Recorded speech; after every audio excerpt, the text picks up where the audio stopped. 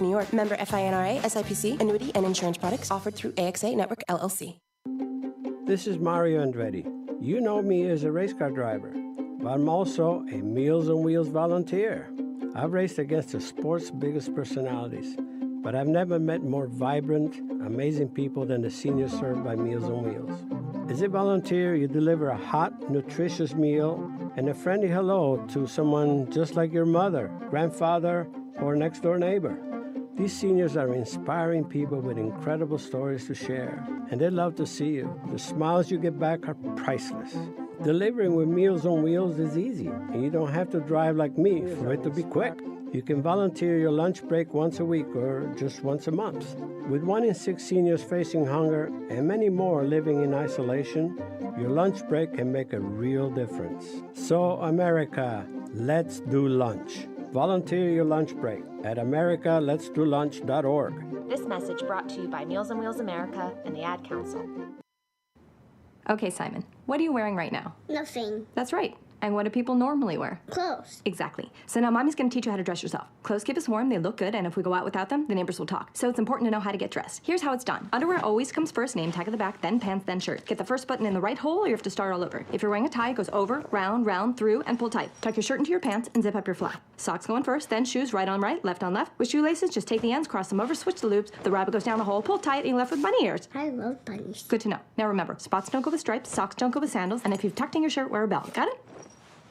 Why are your pants on your head? Most parenting is hard to do in just 2 minutes. But spending just 2 minutes twice a day making sure they brush their teeth is easier and could help save them from a lifetime of tooth pain. For fun 2-minute videos to watch while brushing, visit 2min2x.org. That's 2min2x.org. A message from the Partnership for Healthy Mouths, Healthy Lives, and the Ad Council. So you see, son, good manners are very, very important. Someday, many years from now, when you're a grown-up, you'll be a man. And when you are, you should be a gentleman. Do you want me to go through it one more time? Yes. Yes, please. Yes, please. Exactly. Always say please, thank you, you're welcome, and excuse me. Sit up straight, hold doors open for ladies. If a door's shut, then knock first. Don't burp, don't swear, don't speak with your mouth full, don't reach across people's plates, keep your elbows off the table. What table? And don't interrupt. While we're at it, don't stare, don't use foul language, don't call people names, but do remember people's names. Always share your toys, play nice, and cover your mouth when you cough or sneeze. On the bus, give up your seat to anyone who has trouble standing. Bottom line, treat others the way you'd like to be treated. Got it? Got it. And stop picking your nose. Most parenting is hard to do in just 2 minutes. But spending just 2 minutes twice a day making sure they brush their teeth is easier and could help save them from a lifetime of tooth pain. For fun 2-minute videos to watch while brushing, visit 2min2x.org. That's 2min2x.org. A message from the Partnership for Healthy Mouths, Healthy Lives, and the Ad Council.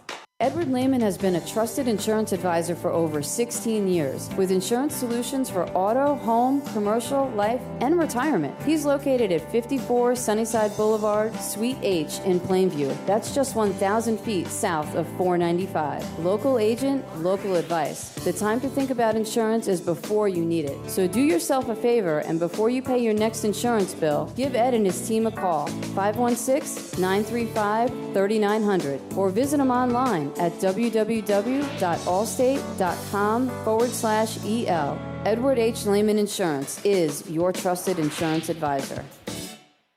You're listening to the Worldwide Sports Radio Network. It's time to wake up with the Morning Boys on Worldwide Sports Radio Network. And here's your host, Ryan Hickey.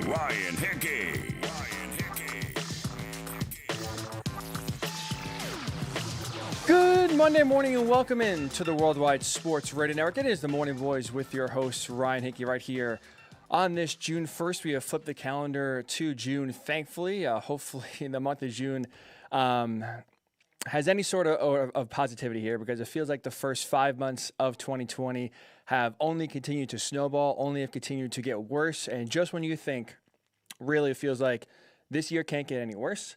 This year really, with everything that's happened so far, starting with Kobe Bryant's tragic death, and obviously thinking that's just obviously a basketball icon, someone that's now using his platform for good, for giving back, for helping young athletes, for growing the game of basketball, for growing the game of women's basketball. for him to pass away at such a young age, tragic. And obviously that started just a snowball effect. That's continued with murder hornets. That's continued with coronavirus. That's continued with unemployment. That's continued with a tanking economy. And now, obviously, we have come to really the breaking point here in this country, obviously, with the death and really the murder of George Floyd this time last week in Minneapolis at the hands of a Minneapolis police officer. That has sparked outrage, I think constructive anger for the most part as well, and really starting to bring a message across the country that I think has gotten lost, has gotten maybe ignored, or because of the way the world is right now with the news cycle basically constantly churning, constantly going from the biggest story to the biggest story to the biggest story to where nothing really has a shelf life anymore. I think now that, it takes a pandemic, it takes us being basically stuck at home with no other distractions to kind of realize what's going on in the world.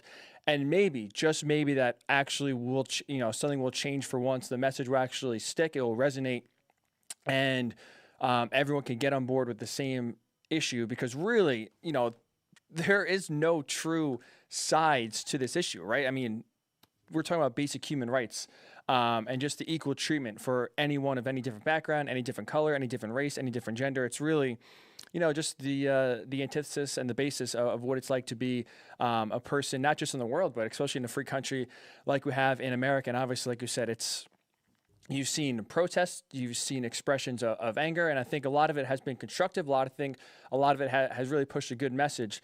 But like we said, it's continued the entire week through cities all across the world. And that's obviously where we will start. To be very disingenuous. It'd be doing everyone in this audience a disservice if we didn't start with that. To be honest, I'm just going to say this right now. This is obviously, I just started my hosting career here, or at least got onto this platform, I should say, back in October. So this is really the first real world, non-sports kind of major life topic that I'm handling. I am more, if you want to join in with your thoughts, you're more than welcome to. You can shoot me a text. If you even are so passionate that you want to get on the air, you can text me, you can give me a call. And we can put you on if you want to comment on Facebook, Worldwide Sports Radio Network. If you want to shoot me a tweet at WWSRN_radio, or if you want to tweet me directly, Ryan_Hickey and the number 3.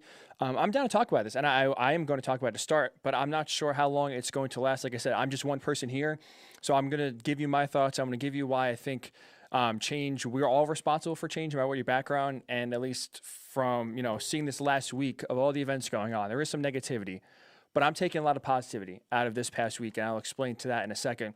But like I said, I'm not sure if this is something you want to talk about directly for 2 hours. I'm more than welcome to if you want to spend the entire show discussing what needs to happen, discussing what you've seen. I have listeners from all across the country here, and obviously each city is a different experience. So if you want to give your thoughts on what you've seen, on if you participated in a protest, in a rally, and just kind of the people you talk to, more than welcome to again take this for 2 hours for sure, because I think it's very important. This is really the only thing that's going on. This is the only thing that is important, right? Sports is my career for sure. I ventured into it, and in going into a career in sports, obviously there's not a lot of positives. I'm not trying to have this be a pity party here, but I'm just trying to explain the money isn't great, the hours aren't great. But for the most part, the reason why you do it is because you're doing what you love. You're talking about something that really, you're a kid in a candy store. Right? We're talking about sports. People are paying you to talk about the games, to watch games, right? For what is an escape for a lot of people, what is a distraction for a lot of people, for what is, just a chance to relax for 3 hours, to watch a game, to get away from what's going on in the real world. Those are people like myself. We get paid to venture into this industry. So it's been a blessing.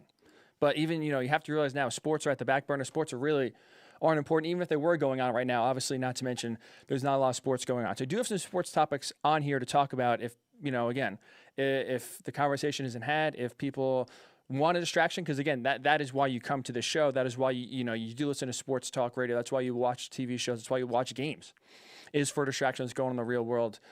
So we do have some sports topics. Again, if we end up getting into it, whether it's a report from ESPN's Buster Olney that there are some owners in Major League Baseball that don't want to play in 2020. I have to tell you why that's going to be a major financial mistake in the long term on their front.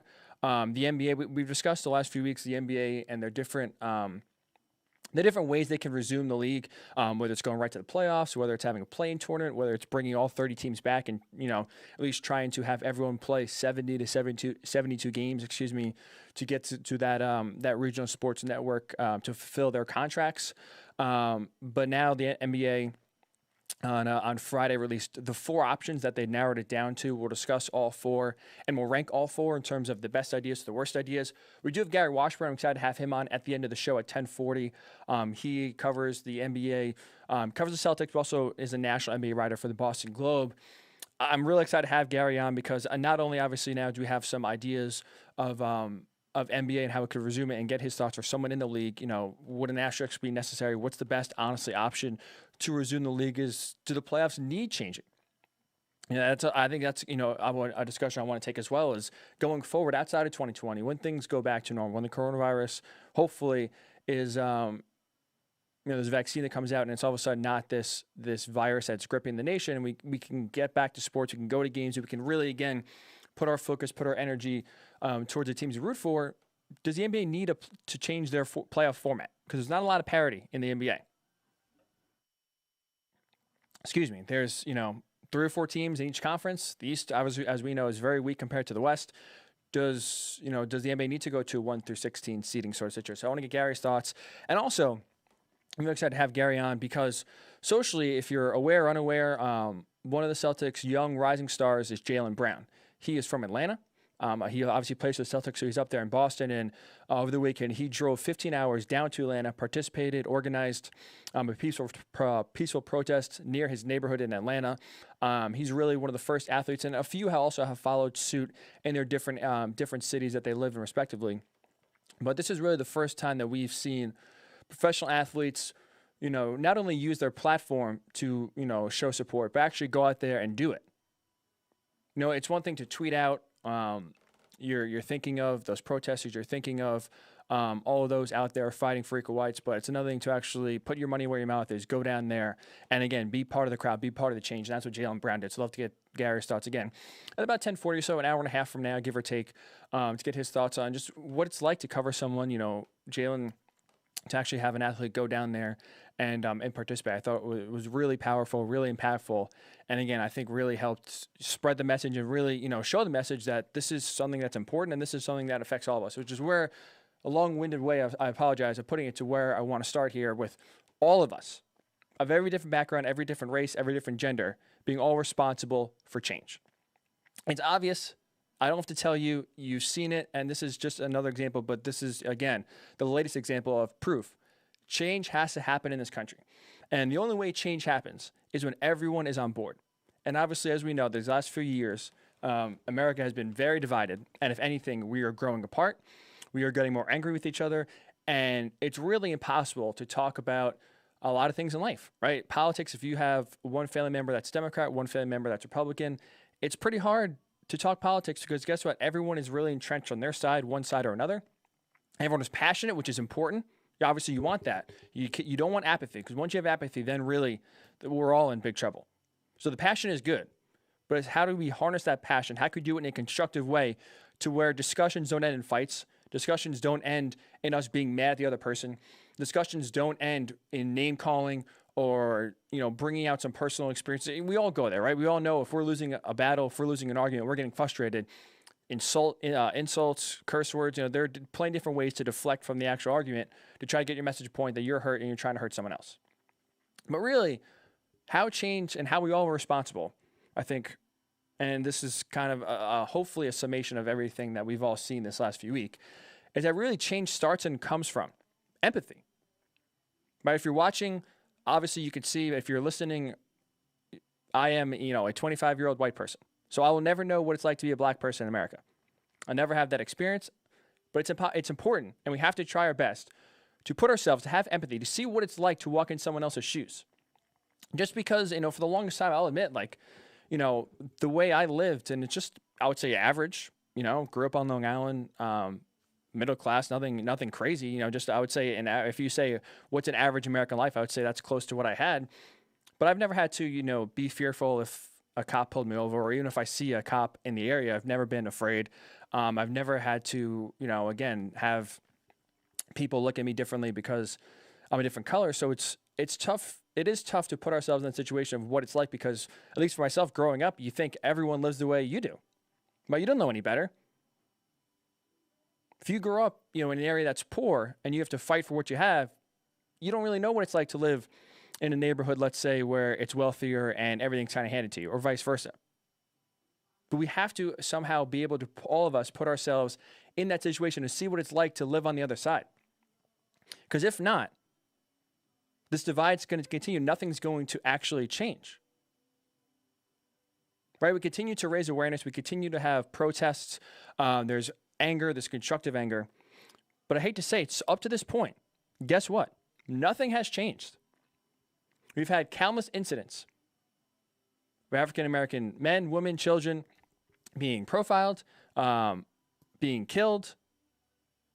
We have protests. We talk about it for a week, and then it's on to the next thing. Not everyone cares because not everyone can put themselves in that situation to understand, wow, you know what? That could be me or you.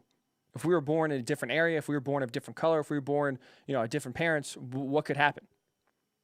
And it's tough. I really can't lie. I've never really thought about as a white person my impact because as you think, if you're a different color and that, one group is upset, and we don't know what it's like to be that one group, how can we really help? It's not us. But it is us. It's all of us coming together to actually realize what's going on, to realize the injustice that's going on everywhere in the world. And this is an area that also got me, I think it's important as well, because in situations like this, obviously the police officer in Minnesota was the one who committed this crime, committed the murder. Should go to jail. We hope. Obviously, we've seen this happen before, and we've seen people get off. But it's also important to realize that racism isn't just with the police officers. It isn't just in that one department to where it's really all of us versus the police. It's not a us versus them sort of situation. This is also what comes from change. This is how we can change. It's all of us together in one aspect fighting for the good. It's not us versus them. It's not, activists fighting against the police. Because there's racism, again, every single walk of life. It's not just the police. Sure, we see it magnified because the police are in a position to where if you have one bad apple or one bad police officer, obviously they can do a lot more damage than, let's just say, maybe a racist store owner that just turns away people of certain colors because they don't like them. But it takes all of us to come together to recognize this change and actually do change. So whether it's people like myself recognizing really, how we can help, trying to put ourselves in the positions of those that are, have the injustice against them, those that, are facing hardships maybe because of where they were born, what their background is, the area they grew up, the situation that surrounds them. So if we can do that, I feel like that's actually where it changes. And that's why, for everything that's happened this week, for all of the negativity, taking away from a lot of the positivity, because now, at least as the week has progressed and you see a lot more looting going on, a lot more destruction going on, taking away from all the positivity that's happening. And I think it's also very important to recognize this. I'll throw this out there really quick. The people that are doing the looting, the people that are doing the rioting, the people that are going out there with the sole intent of destruction of property, looting stores to their benefit, aren't the same people that are out there protesting equal rights. It's sad. But the passion, the anger, and like we talked about with the passion, right? You need passion to have anything happen. The passion that everyone out there, all the protesters are out there during the day, all of those demonstrators are out there trying to invoke change to raise awareness of all across the cities, are doing a great, great, great job. And I applaud them, and you see everyone of all different backgrounds descending on these cities to protest and have their voice out that there is injustice out there. We need to have equal treatment of everyone from every different background, every different race, every different gender. And I truly do think, I want to talk about this in a second, that this has raised awareness, and I think change can actually happen. Then there's those people that see this anger, that see this passion, and channel for negativity. Use it as an opportunity for them to benefit. And not benefit, again, by helping the cause, by pushing social issues, and by trying to actually make a change. They use that passion, they harness that passion, that anger, to benefit only themselves. And it's not just one race, it's not just one gender, it's not just one group. Because I'm sure like you've watched a lot of the news, especially over the weekend.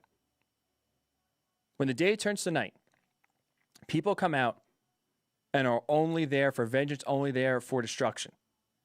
And it's important to realize it's white people, it's black people, it's Latinos, it's everyone there that just selfishly look at this situation all across and say, how can I gain? You know what? We're angry. We're going to use this as an excuse to go into a Gucci store, break it, and take handbags, or go into a Foot Locker and steal sneakers.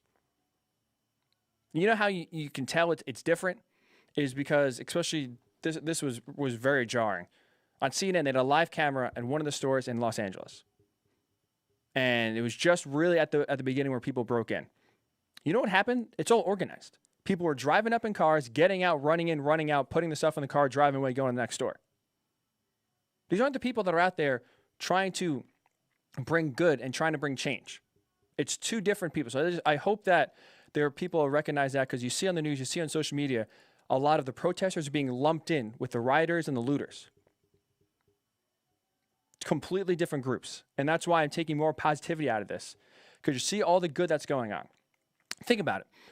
In each city, thousands of people across America in tons of different cities are out there together in unity, on the same page, on the same message, trying for the greater good. Right? You see all these protests. You see all these groups of people taking over the streets, going to monuments, whether it's chants, whether it's kneeling, whether it's silence. They're out there with the same message of trying to raise awareness and do good. And it's people of all different colors, genders, backgrounds. There's white people out there. There's black people out there. There's Latinos out there. There's men. There's women. All different backgrounds. Everyone is on the same page and supporting the same cause. And think about how and why that's important, because America, and like I said when I started this, America is so divisive. It's impossible to get thousands of people on the same page on anything. You can say right now, on a beautiful sunny day with not a cloud in the sky is blue. Half people would argue, half people would agree. It's impossible to get anyone, or I should say, it's possible to get such a large group of people on the same page about one issue. So I think it's positive that you see a lot of people coming out, going to rallies, speaking their mind, doing it in a positive way, and coming together and realizing this cause is something we all can get behind. No matter what color you are, if you're a white person, a black person, no matter if you've seen this injustice happen to you or not. It's important to get behind this, because this is just basic human rights. This is just really, the foundation of what America is supposed to be, the land of the free, right? Where we can do whatever we want, all partly because we have the freedom to, because we're all treated the same. We're all equal. So that's encouraging to see. Like I said, most of it's been peaceful and respectful, and I think it's also positive, because I was driving in this morning listening to the WFN. I like their morning show a lot, and they just had a police officer right before I got out of the car. They had a police officer call in. He just came off of a 22-hour shift. He said he went in at 9:45 yesterday morning, was just getting out now. And he said didn't say what area he was in of New York City, but discussed that he was, one of the officers on the front lines talking to protesters right there. And he only had positivity to talk about the protesters. They all were very nice. They all were respectful. They were peaceful. They were voicing their anger. They were voicing their concerns, but doing so in a constructive way to where the police officers could understand where they're coming from. Their message wasn't lost because it wasn't rooted in violence. It wasn't rooting in trying to hurt police officers, trying to attack them, trying to basically live a lawless life. It was them coming from a good place of trying to actually have change happen. And again, I think for the most part, we're all on the same page. But it does take all of us. It takes people like myself and you. And it's not just, an issue where black people have to figure out themselves. It takes all of us to change. That's how really the only way that, this country can get behind it and actually have change instilled. And I think, again, I'll finish up here. From what I've seen on social media as well, I think we all recognize what it takes to change. And I'm going to use an example here from Flint, Michigan, because there was a police sheriff in Flint, Michigan on Saturday night. He was out there with the protesters. He was talking to them, basically asking them, like, what's your goal? What can we do to help you? What can we as the police department, what can we as law enforcement do to help your cause? And he said he took his helmet off, took his baton down, and him and a lot of his unit walked and marched peacefully with the protesters, talking to them, hearing them out, and hearing how, maybe hearing some constructive criticism on how things can change, how people from a colored community, from a black community can respect the cops more, and how the cops can respect those people in those areas more. And that's really where it comes from. Respect is a two-way street. And it's not just law enforcement versus one group of people or law enforcement versus another group of people. It's all of us. We all have to respect each other. And that's one of the things that's been lost these last few years and why our country's so divisive. As soon as one person disagrees with us, we all fight back. We all get angry. We all start getting defensive. And it drives a wedge, no matter what it is. I mean, I see it all the time in sports. I mean, at the end of the day, arguing over a quarterback making this amount of money or this team is better than this team, sure, it's fun. But it's not serious. It's not, it's not real. It's not a reason to get actually upset, but it happens. It's important to realize what the actual change is, and that's respect, that's empathy, seeing where the other side's coming from, seeing how the other side lives, seeing why they're so upset, putting ourselves in their shoes and realizing, you know what? Yeah, there is an issue, and before maybe you feel helpless, what can I as a white person do to help this? I'm not a police officer. I'm not someone in law enforcement. I'm not someone who, is a racist. For me, at least the longest point, for the longest time in my life, I thought, okay, what can I really do? I'm not a racist, so I'm not contributing to the problem. I'm not contributing to the racism in America. So outside of that, I can't really do much, but it is using our platforms. It is using, our encounters every single day to help people that do feel injustice, to help and stick up for people that, do need help. So I think that's where the actual change comes from. And I hope, at least with empathy and being able to put ourselves in the other person's shoes, that change can actually matter. And I hope that now, at least without any distractions going on, without anything to come in and take away our attention from the true issues, that maybe change can actually happen. We are responsible for it. And I think it's encouraging to see, again, at least on social media, at least a lot of white folks, a lot of people of my background, kind of saying the same thing. Like, for the longest time, we didn't really know what to do. And maybe it's just awareness. Maybe it's just realizing, this stuff does happen. How can I, whether it's just on a walk, whether it's just at my place of work, if I see an injustice, stick up for it. Hold that person responsible. Because the longest time, that's also part of the issue. There's no accountability. There's no responsibility. So I hope that this is one of the last protests that we see, because that would mean that change actually is happening. I think that's going to be the case. It's obviously going to take a very long time for change to happen. But at least you hope that these demonstrations this last week, the attention that's been on it throughout the entire country, right? This is not just centralized. Think about it. You've had one incident in Minneapolis, Minnesota, touch cities all around the country and countries all around the globe. You have protests in London. You have protests in Berlin. I saw this morning in New Zealand, there was March for Equal Rights. This is a global issue, and this is not just an issue that's rooted in America and only in America. It's globally. So hopefully change can happen. Hopefully we all of us, no matter where, what our background is, what our job is, what our influence is, what our social group is, we can all inflict change, be more aware of the true issues that go on in our world, and again, bring some light and hold people responsible, and again, just do everything we possibly can, even on the smallest level, whether it's just showing some empathy or standing up for some injustice that you see, that can actually incite change. So again, I don't really know where you want to go or where you want to take this. To be completely honest, it's really your show.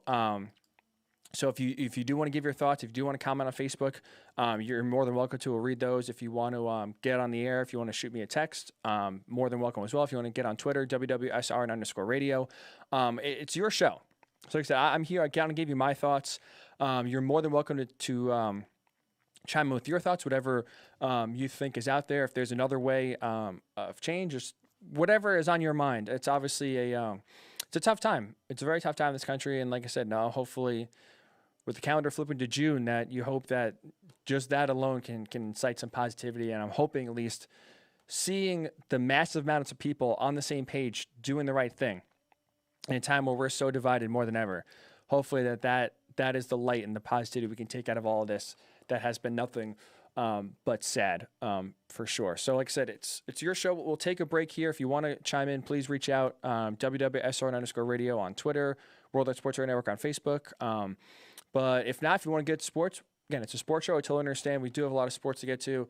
And speaking of which, speaking of, really needing sports back to try to unify us more than ever, MLB, as we know, the players and the owners are very divided, let's just say, on the finances and how the players should be compensated for this shortened season. There's a report yesterday by Buster Olney hinting, and he has sources saying that there are some owners that are pushing for and really more than open to not having baseball in 2020, scrapping the whole thing, saving all of the potential losses of revenue that they would have had if they had a season, and now just are basically punting on 2020 and ready for 2021. Tell you why that's a massive financial mistake from owners' perspective in the long term when the Morning Boys Riding Gear turn right here on the Worldwide Sports Radio Network. It's the Worldwide Sports Radio Network.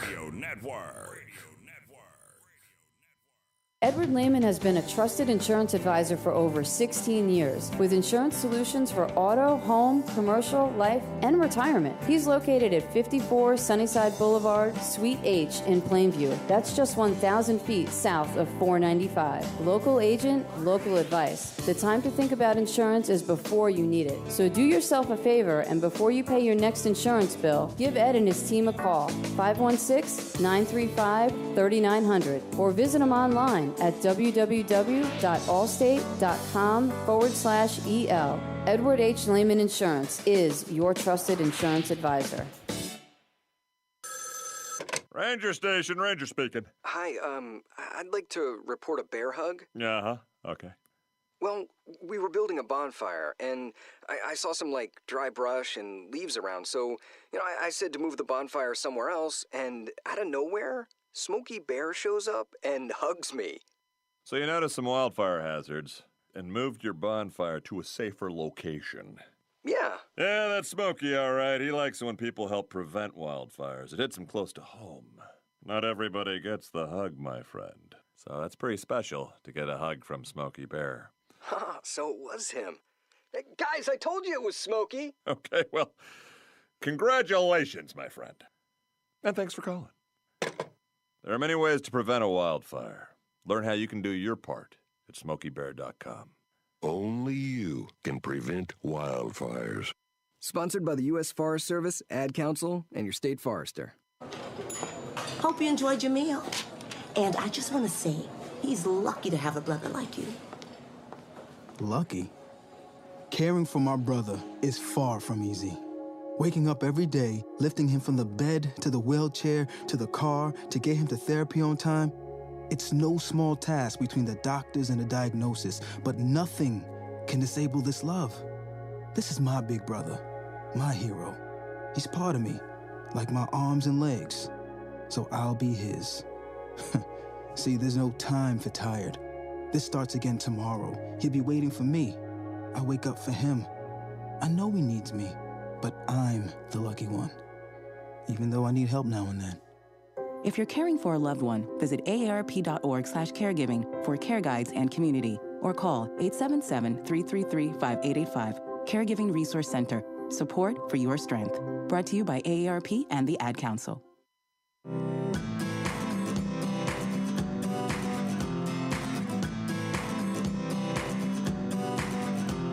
People been saying to your friend, get a different face, and posting on their feed, they're super ugly. The things they say to them online are cruel and they're not true. So tell your friend, I'll stand up for you.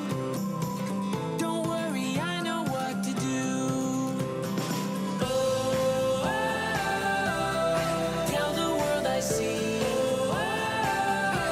with an emoji to stop the bullies. Know someone who's being bullied online? Send the witness emoji. It looks like an eye in a speech bubble, and it's in the symbol section near the clocks in your phone. You'll let the world know it isn't cool, and you'll let your friend know you care.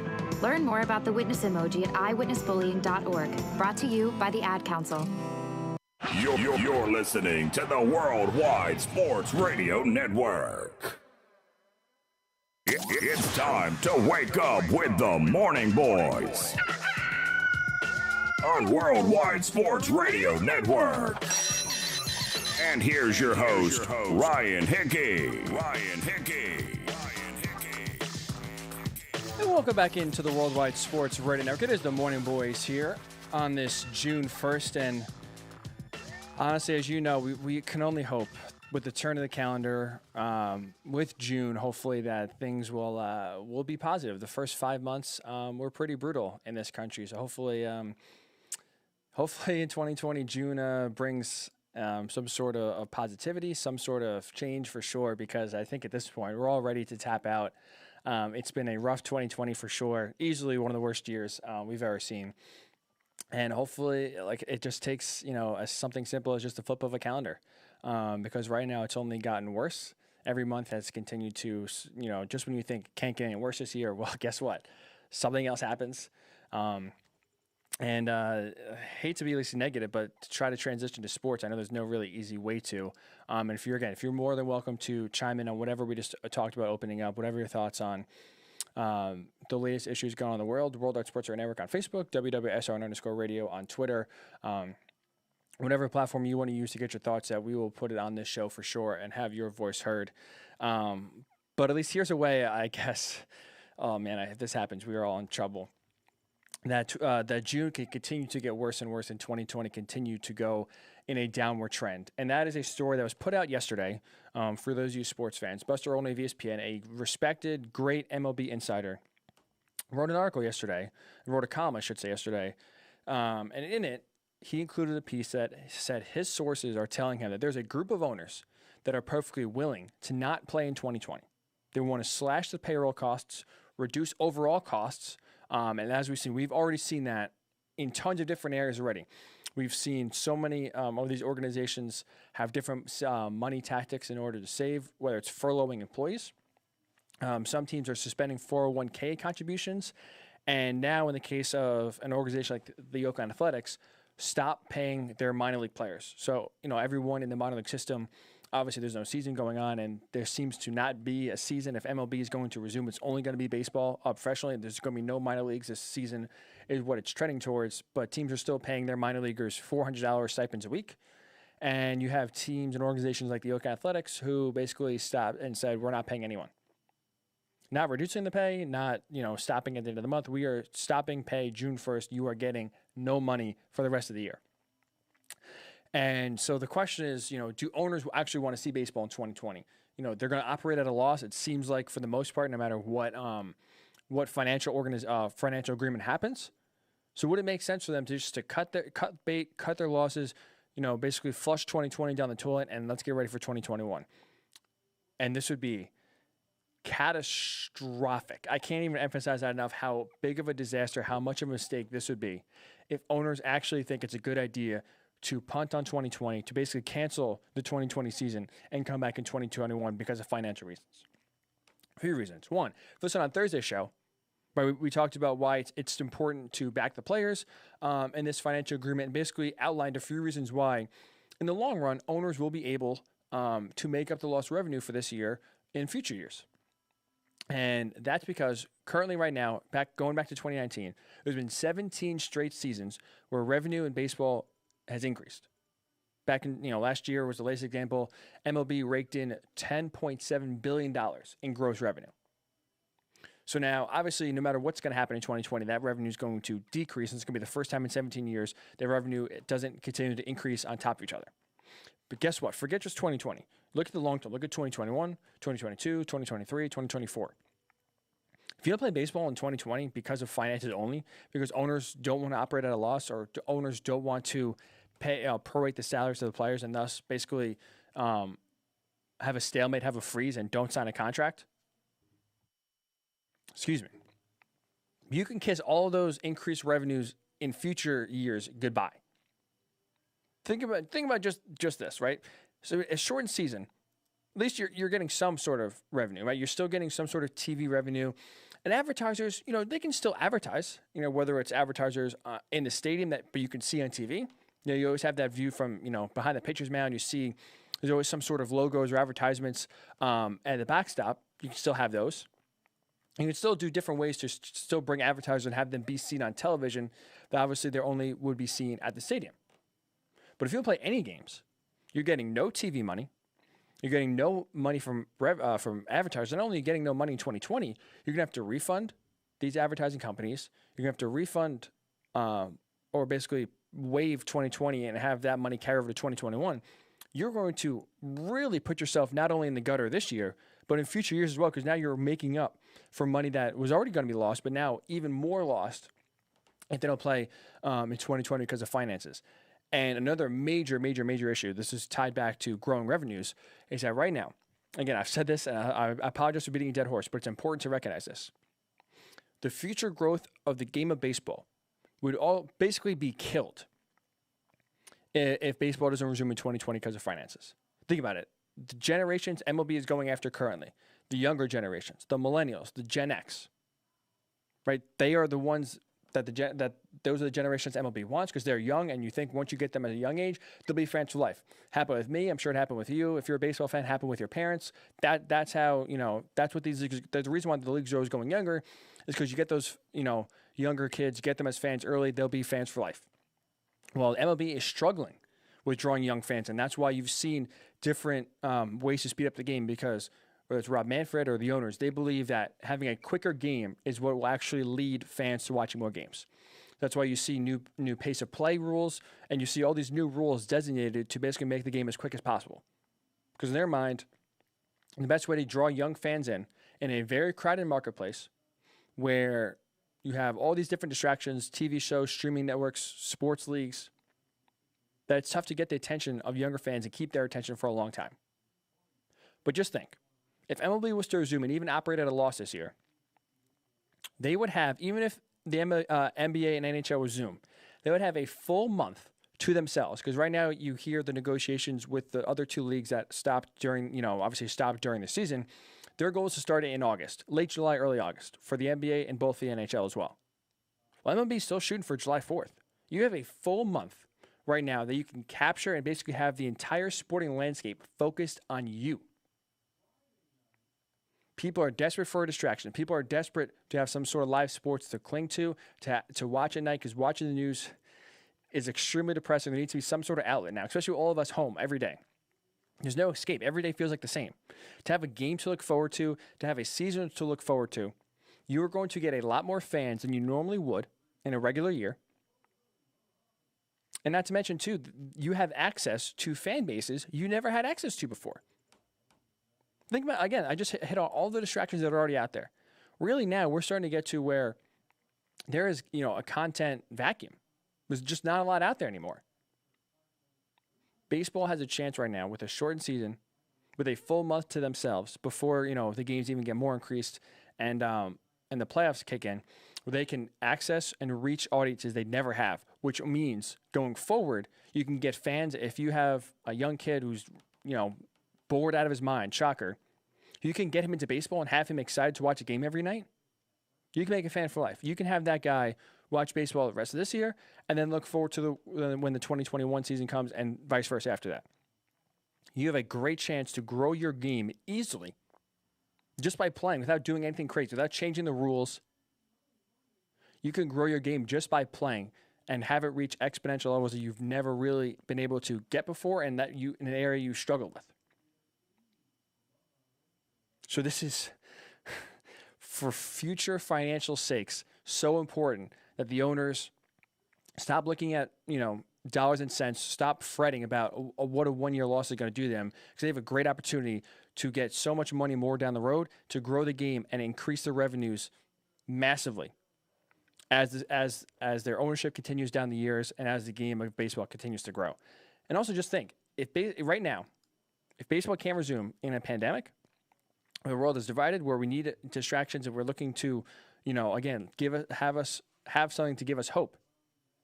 Think about how bad, if we go back to 1994, how much that the strike between the players and the owners about finances, how much that alienated fans.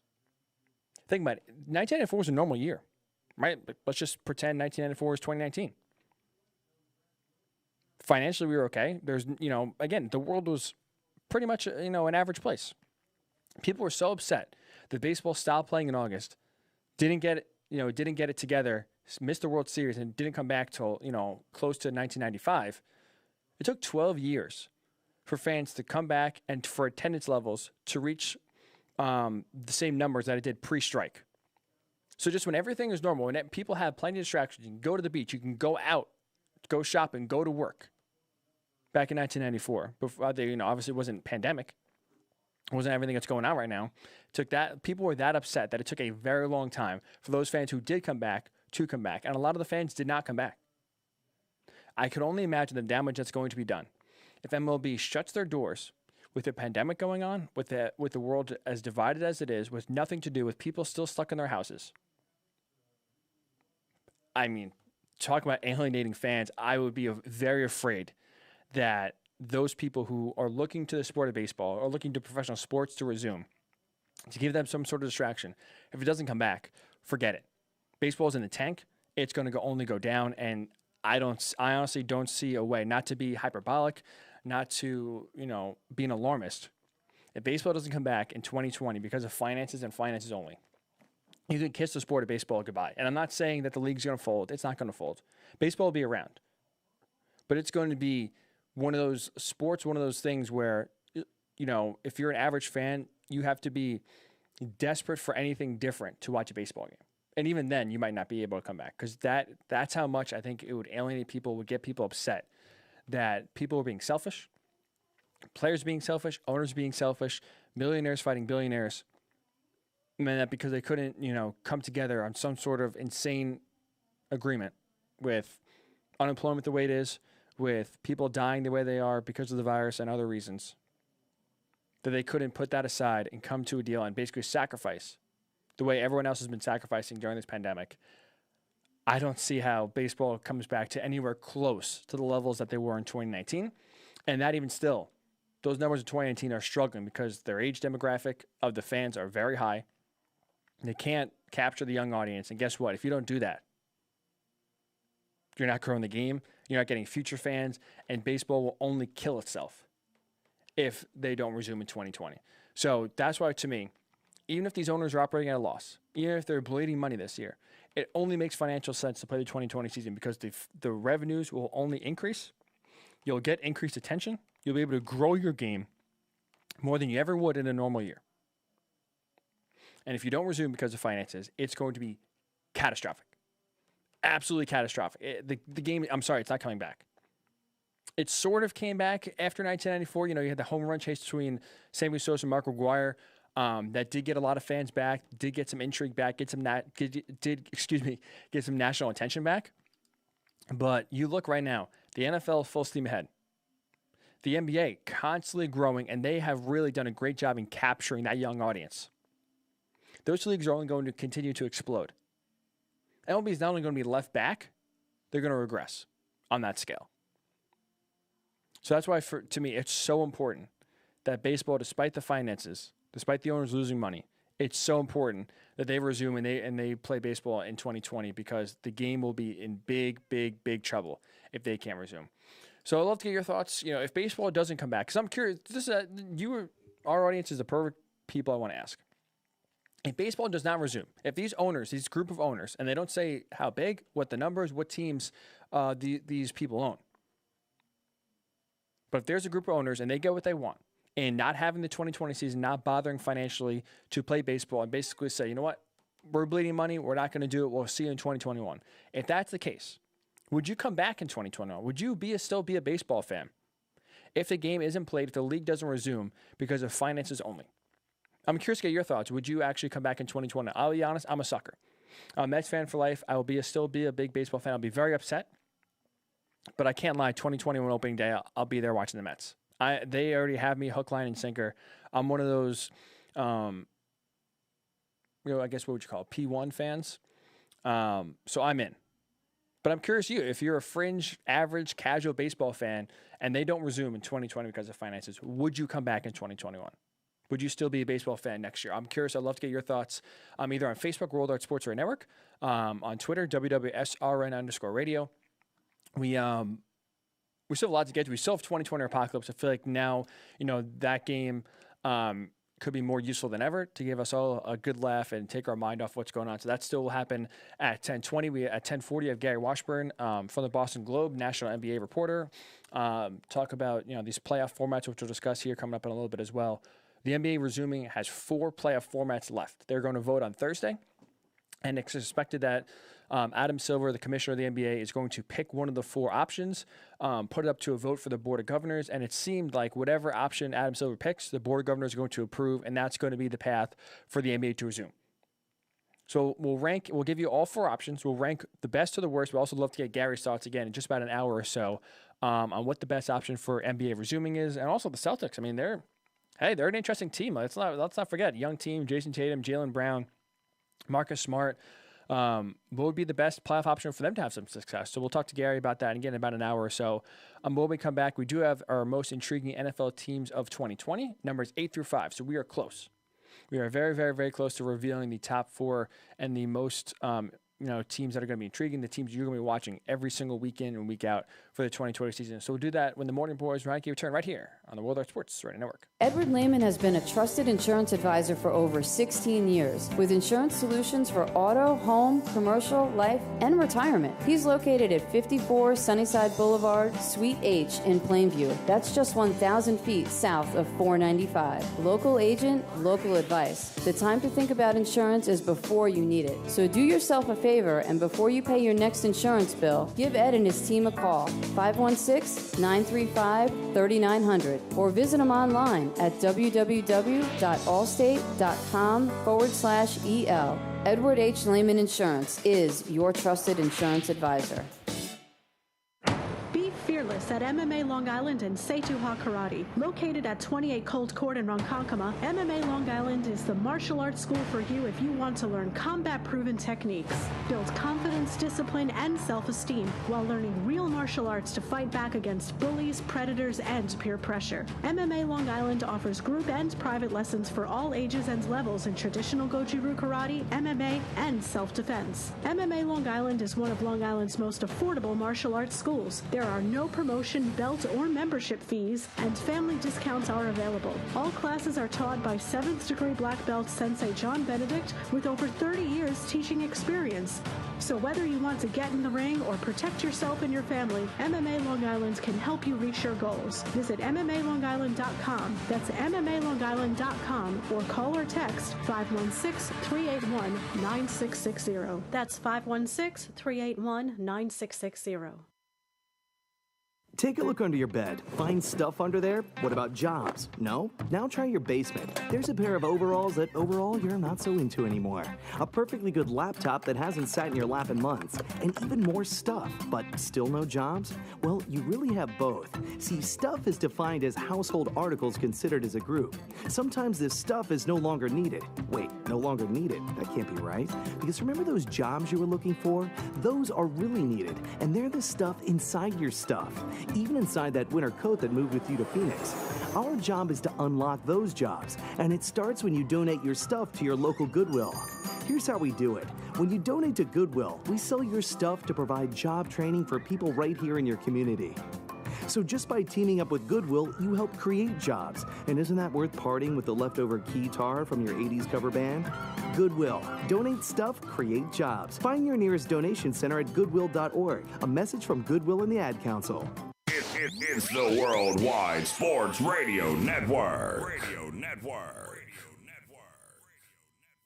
It's time to wake up with the Morning Boys on Worldwide Sports Radio Network.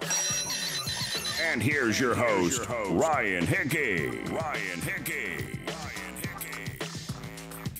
And welcome back into the Worldwide Sports Radio Network. It's the Morning Boys here on this Monday, June 1st. Hopefully, fingers crossed, the change of the calendar will only bring some positivity into all of our lives, as we obviously all desperately need it. But we hope wherever you're listening, wherever you are, you're staying safe, staying sane, and getting through this tough time together.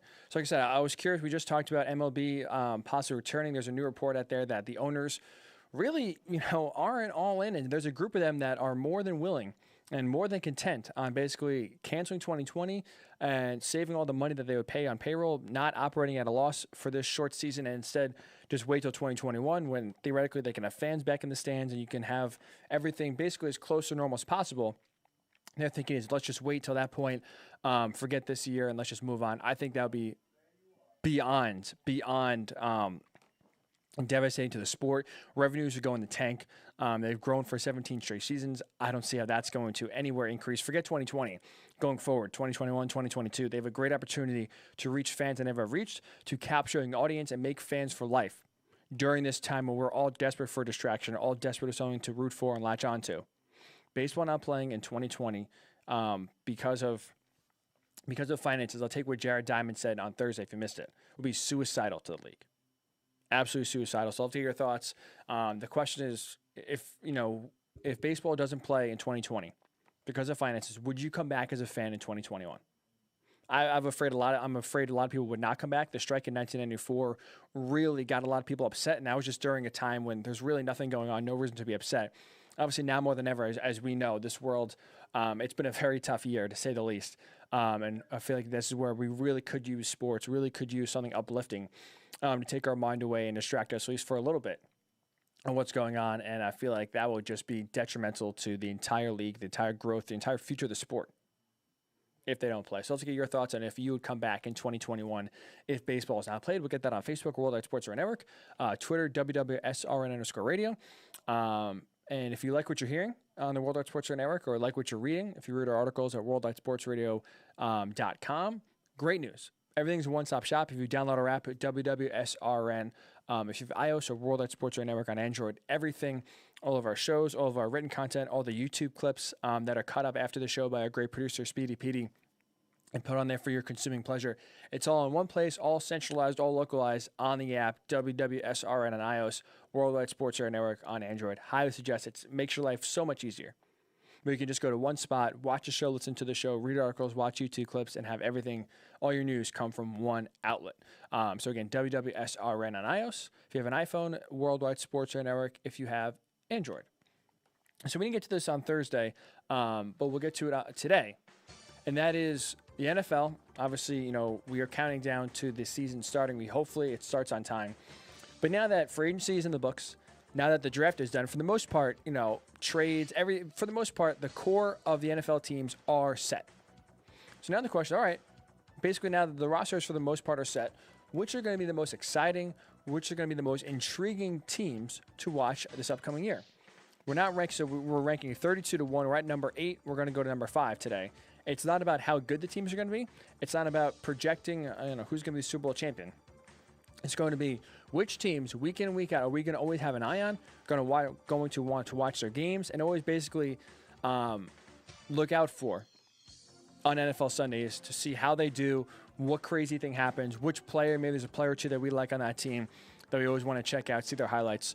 So we have done so far as numbers 9 through 32. We have 8 teams left. So all these 8 teams, for the most part, that we'll discuss today and Thursday, are teams you're going to be paying attention to all the time, no matter what. No matter what team you're a fan of, no matter, Sunday.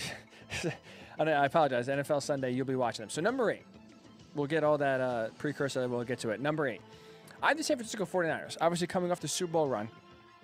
I'm really excited to see in a second full season, because obviously Jimmy Garoppolo has been in San Francisco longer than just 1 year, but he's only had one healthy season where he's played a full 16 games. I'm excited to see what him and Kyle Shanahan can do.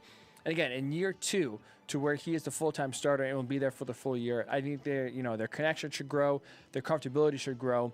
And we saw a team that relied so much on the run game and relied on it, not even relied on it, had success with it. I think I'm really excited to see if Jimmy could take the next step in that offense and make it even more potent than it was last year. And speaking of the running game, to me, playing receiver in high school, I'm a fan that does appreciate the aerial attack. I do appreciate seeing teams, throw it all over the yard. And to me, that's what I like to watch as a fan. But I'll say this, watching the 49ers last year, it was entertaining as hell. It was so much fun to see Kyle Shanahan drawing up the way the run scheme was. And basically, despite everybody knowing the run is coming, don't know where it's going, don't know how it's looking, don't know who's getting the ball, It was so impressive that the 49ers can be so one-dimensional with a non-mobile quarterback, by the way, because the Ravens were the same thing, right? The Ravens were a team that ran the ball a ton, but also up there you had a quarterback that was mobile and so lethal with his feet that basically you had to counter him, make sure that you contain him, and then worry about the run game after that. Obviously, Jimmy Garoppolo's not a running threat. He's mobile in the pocket when throwing. That's about it. He's not, you're not worried about him keeping it and running, 30 yards for a touchdown. So despite not having to worry about the quarterback, it's still so impressive, so much fun to see Kyle Shanahan draw up all these schemes that, despite what's coming, you still can't stop it. I mean, do we have to go back to the NFC title game where Jimmy Garoppolo attempted, I think it was 8 passes, and they just ran all over the Packers. It was so much fun to see, so cool to watch. So like I said, I'm really excited to see what Kyle Shanahan has up his sleeve this year, how he builds on that. And I think their offense is only getting better. You had Joe Staley retire while they traded for Trent Williams. So their offensive line is only getting better. It's only solidifying. So I think this is a young team that won't be like the Rams in 2018, won't be like the Falcons back in 2016, where they made it to the Super Bowl and then kind of, sputtered after. I think this is a team that's hungry. I think this is a team that's only getting better. There should be no Super Bowl hangover for the 49ers. I'm really excited to see what they have in store for 2020, and I think that this is a team that's going to be a lot of fun to watch, a team that you really have to keep your eye out for this upcoming season. So I have the 49ers number 8. Number 7, the Dallas Cowboys. Ton of storylines, and as we've seen, they've really dominated the offseason headlines, a lot of them, because the big question is going to be what is going to be with Dak Prescott. No matter what happens, this is the great part about the Cowboys. No matter what happens with Dak's contract situation, we're going to have our eyes on Dallas. It's going to be Dak's first year or Mike McCarthy. And 2 options are going to happen. Either there's going to be a massive deal done where Dak is going to either be the highest paid quarterback in the NFL or close to it. A lot of people, including myself, do not believe he deserves that kind of money. And I believe that with all that, with a large chunk of the money going towards Dak, making it harder to retain the pieces around him, I think he'll struggle. I personally do. I don't think Dak is one of those guys that lifts the team around him. I think the team is an elevated Dak Prescott's level of play. But he's either going to get a massive deal, and we're going to see if he can live up to it, or he's going to be playing on the franchise tag, and he's going to be a free agent at the end of the season unless they franchise him again. So I'm excited to see how he plays, because either he's going to have to try to live up to a contract, or he's going to be playing for that massive contract. And again, with a new head coach in Mike McCarthy, let's just see how he gels. The offense is going to be fun. And listen to these weapons. Amari Cooper, Michael Gallup, CeeDee Lamb, arguably the best wide receiving core group in all of the NFL. You still have Ezekiel Elliott, so one of the best running backs in the NFL. You have a great offensive line that hurt a little bit by the retiring of their center, Travis Frederick, but still very solid. It should be, again, open the holes for Zeke and give Dak plenty of time. It's going to be interesting. I think it's going to be a positive in terms of intrigue and watchability. The defense for the Cowboys, especially their back 7, linebackers and secondary, really took a hit in free agency. They lost Byron Jones, they lost Jeff Heath, and lost some important secondary, especially secondary pieces. So what does that mean? Why is that a good thing? Guess what? Teams that are playing the Cowboys, I'm going to be putting up a lot of points. They want to keep up with that offense, but more importantly also, that Cowboys defense is not good enough to hold teams down. So it's going to be a lot of fun seeing these shootouts, these high-scoring games that it should be, because the Cowboys defense can't stop anyone, and you think with the offense that the Cowboys have, the weapons they have, a lot of teams won't be able to stop them. So high-scoring, exciting games should come down to the finish. That's why the Cowboys are going to be very watchable. And you look on paper, this is a team that should be in the playoffs. We said the same thing last year. I thought the Cowboys had one of the best rosters in all of football last year. Obviously, they finished 8-8. What does that mean? Nothing. On paper, it doesn't mean anything. You got to play the game. But, the last thing, and this is, part of the reason why they struggled, they have not played well in big games. Dak Prescott or the Cowboys. So I'm curious, is this the year that they finally get over the hump? Is this the year they finally, break that curse, play well, win the big game? Because what was it last year? Despite all the talent they had, despite Dak's statistical success, when it came to playing the big games and the big moments, Dak and the Cowboys struggled. The offense wasn't good at all. They lost all those games. As you see, 8-8, despite having one of the most talented rosters in football. That cost Jason Garrett his job. It's interesting now. Now we'll see, is it Jason Garrett's fault, or is this just the Cowboys overall, whether it's Dak Prescott, whether it's the team, can't come up in the big game? I think this is going to be a big storyline we'll be following for sure. It starts with the Cowboys at number 7. Number 6, the New England Patriots. Obviously, Tom Brady's left. We all know that. They have been, one of the teams we've always been watching this free agency. All eyes are going to be on Jarrett Stidham. How can he play? He is going to be the guy this year, it seems like, to try to replace Tom Brady, a task that's basically impossible. But let's say this. In the past, Bill Belichick has made a career. He basically made his career. And the reason why he's been so successful, so consistent, and won 6 Super Bowls is because he's been able to replace skilled players basically without a hitch. Right? He's seen plenty of guys go to free agency, get paid massive deals in other areas, and he's replaced them with players just as capable or even better. This is going to be the first time he's had to replace a quarterback. And obviously, again, Tom Brady, the success he's had, he's the greatest quarterback in NFL history, bar none, hands down to me. So trying to replace him and trying to replace that is going to be basically impossible. But can, Jarrett Stidham play well enough to keep it going? We will see. It's going to be a very interesting storyline to see. So how will Jarrett Stidham play? How can Bill Belichick adapt to trying to replace the greatest player in franchise history, one of the greatest players in NFL history? And this is why I think it's also going to be important and intriguing to watch in this year, because really 2 things are going to happen. Either the Patriots are going to stink, and everyone's going to, really eat it up, really let it soak in, and basically dance on the Patriots' grave. They go 7-9, even worse, they miss the playoffs. I think everyone's going to be enjoying it and loving it, because for 2 decades we've seen the Patriots kill everyone's hopes and dreams. So I think seeing them fail is going to be good for everybody. Or 2, they're going to win. Bill Belichick's going to win 10 games. He's going to win the AFC East. They're going to go to the playoffs. They're going to get a home playoff game in Gillette. And everyone's going to be amazed, including myself, that, wow. No matter what happens, this team continues to win. Bill Belichick continues to put competent, competitive teams out there. And no matter what, they just win. It may not be pretty. It may not be sexy. It may not be appealing. They win. Because let's not forget, the defense was great last year. It's still extremely talented this year. They returned basically most of the defense, if not all the defense. That was great. That stopped a lot of teams. That was one of the best units overall in all the NFL last year. So it's going to be the offense to elevate them and win the games. But the Patriots will be definitely intriguing to see. And number 5, I'm trying not to put this team and have it have the same fate as the Browns last year. Now, I don't think the expectations are the same, because last year people were talking about the Browns going to the Super Bowl. But I think this year, this is a team that's been the offseason darling, a team that people are really starting to buy into, and maybe we could see a nice jump in 2020. That is at number 5, the Arizona Cardinals. Kyler Murray had a promising rookie season. Thought he played really well. I continue to improve as the year went on. I like the chemistry, him and Cliff Kingsbury have. And people are really buying into it, so much so. You have Bucky Brooks of NFL.com.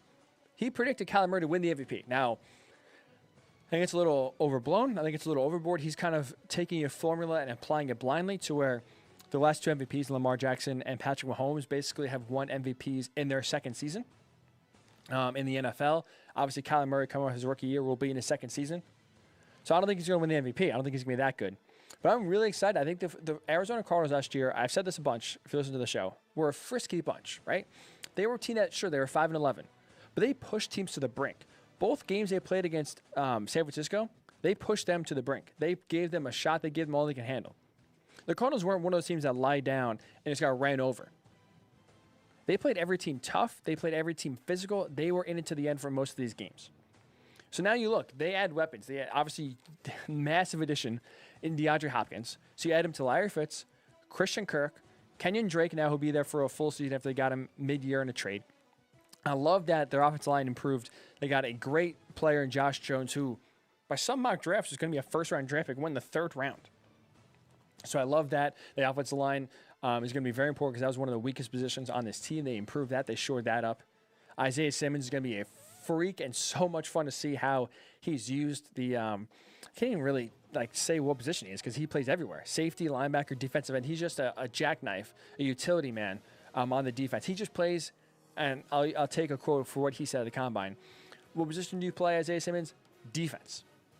Because he plays everywhere. So I'm excited to see what Isaiah Simmons can do on the NFL level. So like I said, I think they will be a playoff contender. You have one more team, obviously, added to each conference. The NFC is extremely tough. So I'm not saying I don't think they're going to make the playoffs. But I think they're on the doorstep. I think 8-8, 9-7 is absolutely not out of the realm, not out of the possibility at all. I like the Cardinals. I'm not going overboard. I'm not saying they're making the playoffs, not buying in totally. But I like what they're building. I like how they did last year. And again, I think that they've only improved this offseason in all different areas and all different phases of the team. I really, really, really like what the Cardinals are doing. And for me, that's why, no matter what their record is, I'll be watching the Cardinals almost every single week at one point or another in the 2020 season. So that is it, numbers 8 through number 5, the 49ers, Cowboys, Patriots, and Cardinals. Thursday's show, we reveal the top 4 teams you will always have your eyes on. You will always be watching no matter what, no matter who they're playing. I think it's going to be very exciting.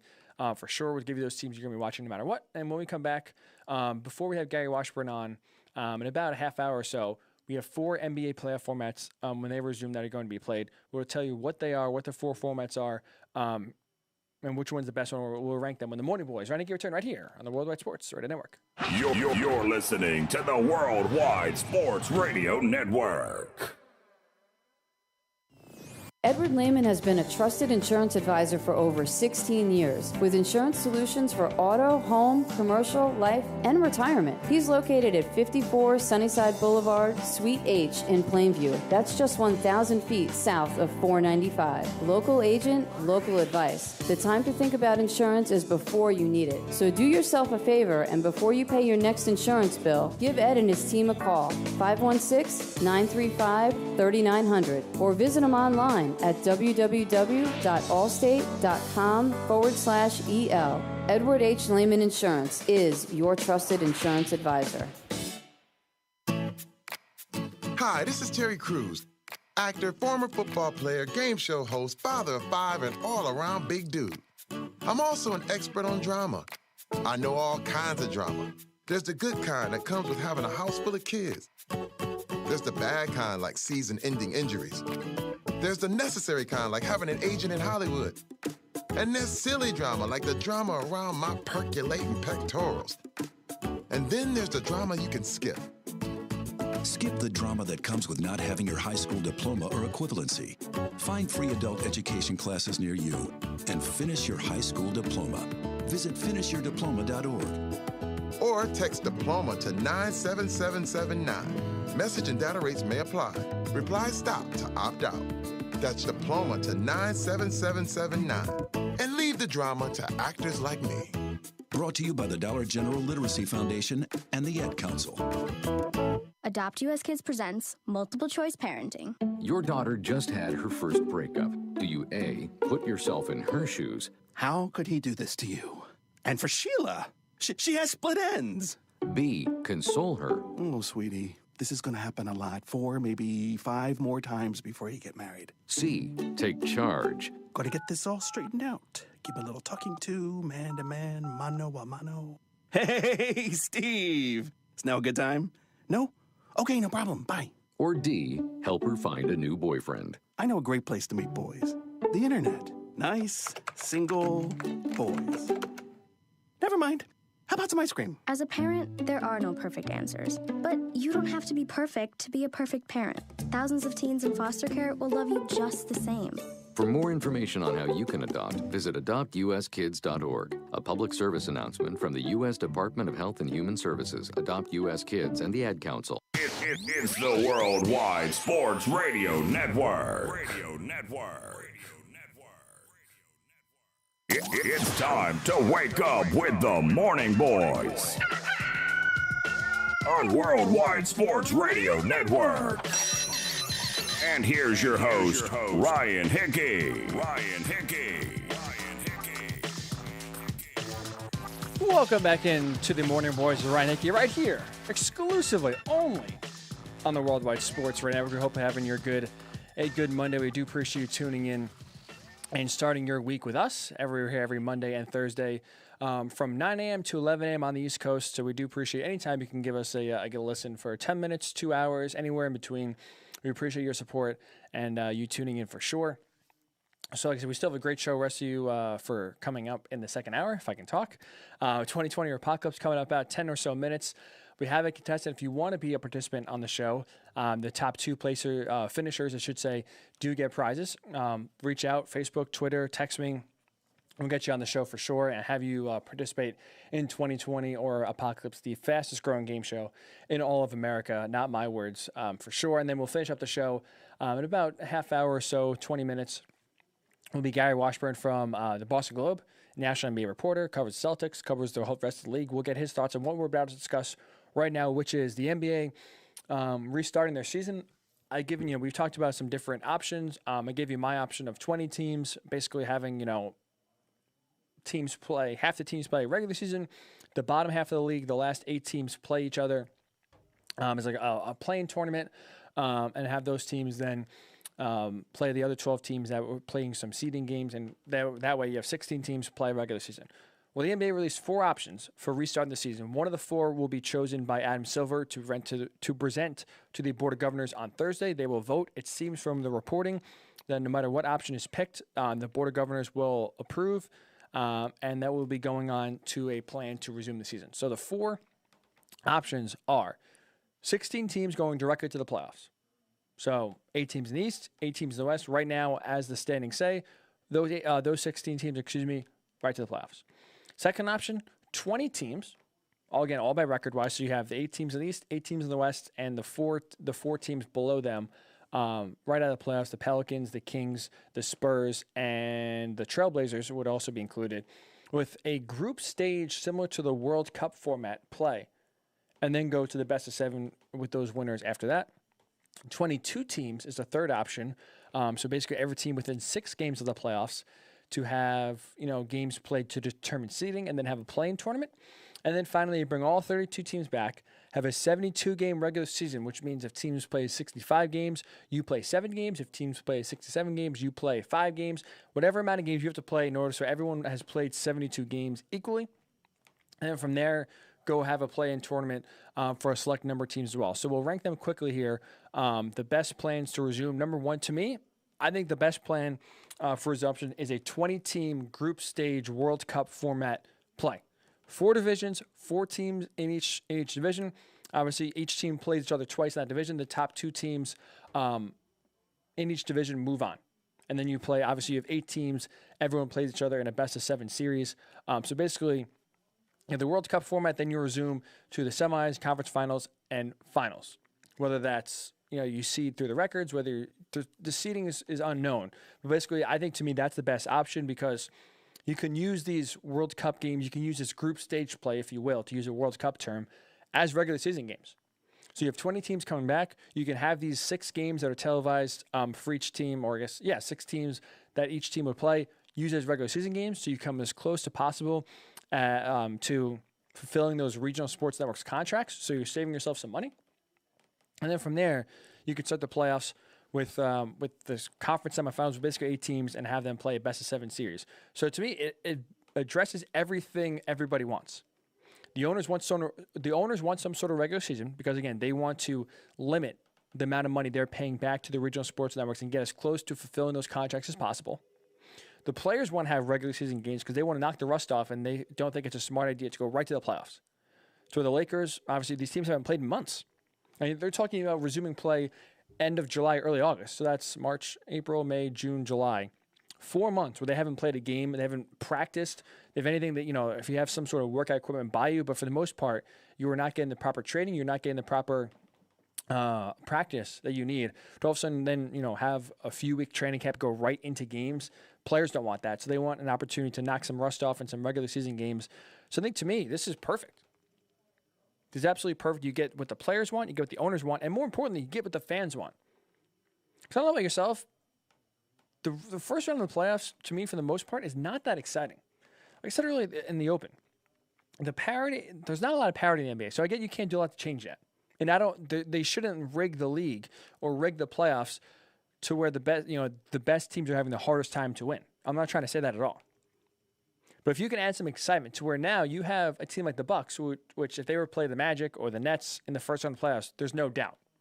If they win in anything but 4 games, it would be a surprise, right? But now all of a sudden, not that you expect the Bucks to stumble, but you're playing 6 games. These 6 games basically are the playoffs are how you advance. So if you have a bad 1-2 games, all of a sudden now, these games mean something. So sure, we don't, if let's say that, the Bucks are playing, they're in a division with, let's just say, the Grizzlies and the Nets, right? Two teams on the bottom of each conference, respectively, in the playoff format. You don't expect that the Bucks should win, but it makes it interesting when 6 games can really change the outcome. To me, it's more exciting when you have basically every game almost be a must-win Game 7 situation. So I think it makes it more exciting for the fans, because anything can really happen in some of these group stage formats. Again, and you allow the players to knock some rust off, and the owners can fulfill those regional sports networks contracts. The second greatest idea, I'll say, or second best idea, is taking those 16 teams going directly to the playoffs. We rarely see upsets. Like I said, there's so little parity, in the NBA, that the fight for the 8th seed, it's not worth it. It's not a huge game changer, especially in the West. Right? You have 4 teams within, I think, 3.5 games of each other for the 8th spot. Whether it's the Spurs, the Trailblazers, the Pelicans, does anyone really think that those teams are going to beat the Lakers or the Bucks, however they end up seeding it? No. So it only makes sense that, you take as little amount of teams as possible. With 16 teams, obviously, this is the least amount of teams. So you still protect the playoffs and still give yourself the least amount of exposed players and set yourself up for the least amount of possibility of the virus shutting down the season by bringing only half the league. So that's why I would go right to the playoffs, bring 16 teams, and maybe have a little bit of a round-robin tournament to figure out some seeding and play some regular season games. So, again, you're not going directly into the playoffs, per se, where you're going directly into a best-of-7 series. But I think this would be the second best option because guess what? It's all half of these half of it is about trying to put the best product on the field and making it the fairest champion. Half of it is also saving your butt to realize the more teams you bring back, the bigger risk that a players, or a full team or teams get sick with the virus, and all of a sudden that shuts down the league and we're not able to finish the playoffs. The number one most important thing for the NBA is finishing the playoffs, getting to the finals, and finishing those finals. That's where all the money is in the NBA, is the playoffs. You do whatever it takes to preserve that, to make sure that that happens. One of those ideas, obviously, is to, again, bring the least amount of teams as possible. 22 teams to determine seeding and playing tournament. To me, 22 teams are too much. The Wizards are 24-40. The Suns are 26-39. A team 16 games under 500 should not get a chance to fight for and have an opportunity to win a title. I'm sorry. So I just think it's too much. You're inviting too many teams. I like the goal of playing seeding. I like the playing tournament idea. Too many teams. For me, I just think the risk is too high to bring that many people to Orlando in one city. And again, risk that, one player on a bad team can get sick, spread it, and all of a sudden now next, half the league's infected and it can't stop. And then to me, finally, on that note, 30 teams, 72 regular season playing tournament, worst idea. And bringing back every team, beyond pointless, it's reckless, it's dangerous, and it only, hurts the league more than helps it. You have players already coming out and saying they don't want to play if they don't have a chance at the playoffs. You had Damian Lillard say, if the Trailblazers aren't allowed to play or aren't allowed a chance for the playoffs, he's not playing. He'll sit there. He'll sit on the bench. He's not going to play. And Steve Kerr basically say the Warriors in off-season mode. They're not going to, they're basically already acting like the season's already over for them. Don't do it. No point in trying to bring back teams that are basically have folded up shop for 2020 to play 5 to 9 games to get some regional contracts fulfilled. Not worth it. So I do love the 2020 World Cup idea. We'll discuss and get the thoughts from Gary Washburn from the Boston Globe in just about 20 minutes or so. Get his thoughts on what the best plan for resumption in the NBA is. But when we come back, the fastest growing game show in all of America, a game show everyone loves to be a part of, 2020 or Apocalypse. We will have our contestant and tell you who it is next on the Worldwide Sports Radio Network. To the Worldwide Sports Radio Network. Do current market conditions have you nervous? Our experienced team of financial professionals at Heritage Harbor Financial Associates understands that no two investors are alike. We all have different goals, needs, and appetites for risk. That's why the one-size-fits-all approach does not work, especially when planning for retirement. At Heritage Harbor Financial Associates, we analyze your unique investment style so that you can work toward your individual retirement goals on your terms. Heritage Harbor Financial Associates can help you take steps to reach your retirement goals by providing a wide array of financial products to fit your needs, even for the risk adverse. Give us a call at 631-331-6599 to learn more or to set up an appointment with one of our financial professionals. You can also find us on the web at hhfa.org or on Facebook at facebook.com/hhfa.org. Our number again is 631-331-6599. That's 631-331-6599. Investments in stocks, bonds, and mutual funds and variable annuities are not FDIC insured and are subject to fluctuation in value, market market risk, including loss of principal. Heritage Harbor Financial Associates offers securities through AXA Advisors, LLC, New York, New York. Member FINRA, SIPC, annuity and insurance products offered through AXA Network, LLC. Edward Lehman has been a trusted insurance advisor for over 16 years with insurance solutions for auto, home, commercial, life, and retirement. He's located at 54 Sunnyside Boulevard, Suite H in Plainview. That's just 1,000 feet south of 495. Local agent, local advice. The time to think about insurance is before you need it. So do yourself a favor, and before you pay your next insurance bill, give Ed and his team a call, 516-935-3900, or visit him online at www.allstate.com/EL. Edward H. Lehman Insurance is your trusted insurance advisor. Hi, this is Terry Crews, actor, former football player, game show host, father of 5, and all-around big dude. I'm also an expert on drama. I know all kinds of drama. There's the good kind that comes with having a house full of kids. There's the bad kind, like season-ending injuries. There's the necessary kind, like having an agent in Hollywood. And there's silly drama, like the drama around my percolating pectorals. And then there's the drama you can skip. Skip the drama that comes with not having your high school diploma or equivalency. Find free adult education classes near you and finish your high school diploma. Visit finishyourdiploma.org. Or text diploma to 97779. Message and data rates may apply. Reply stop to opt out. That's diploma to 97779. And leave the drama to actors like me. Brought to you by the Dollar General Literacy Foundation and the Ad Council. Adopt US Kids presents Multiple Choice Parenting. Your daughter just had her first breakup. Do you A, put yourself in her shoes? How could he do this to you? And for Sheila, she has split ends.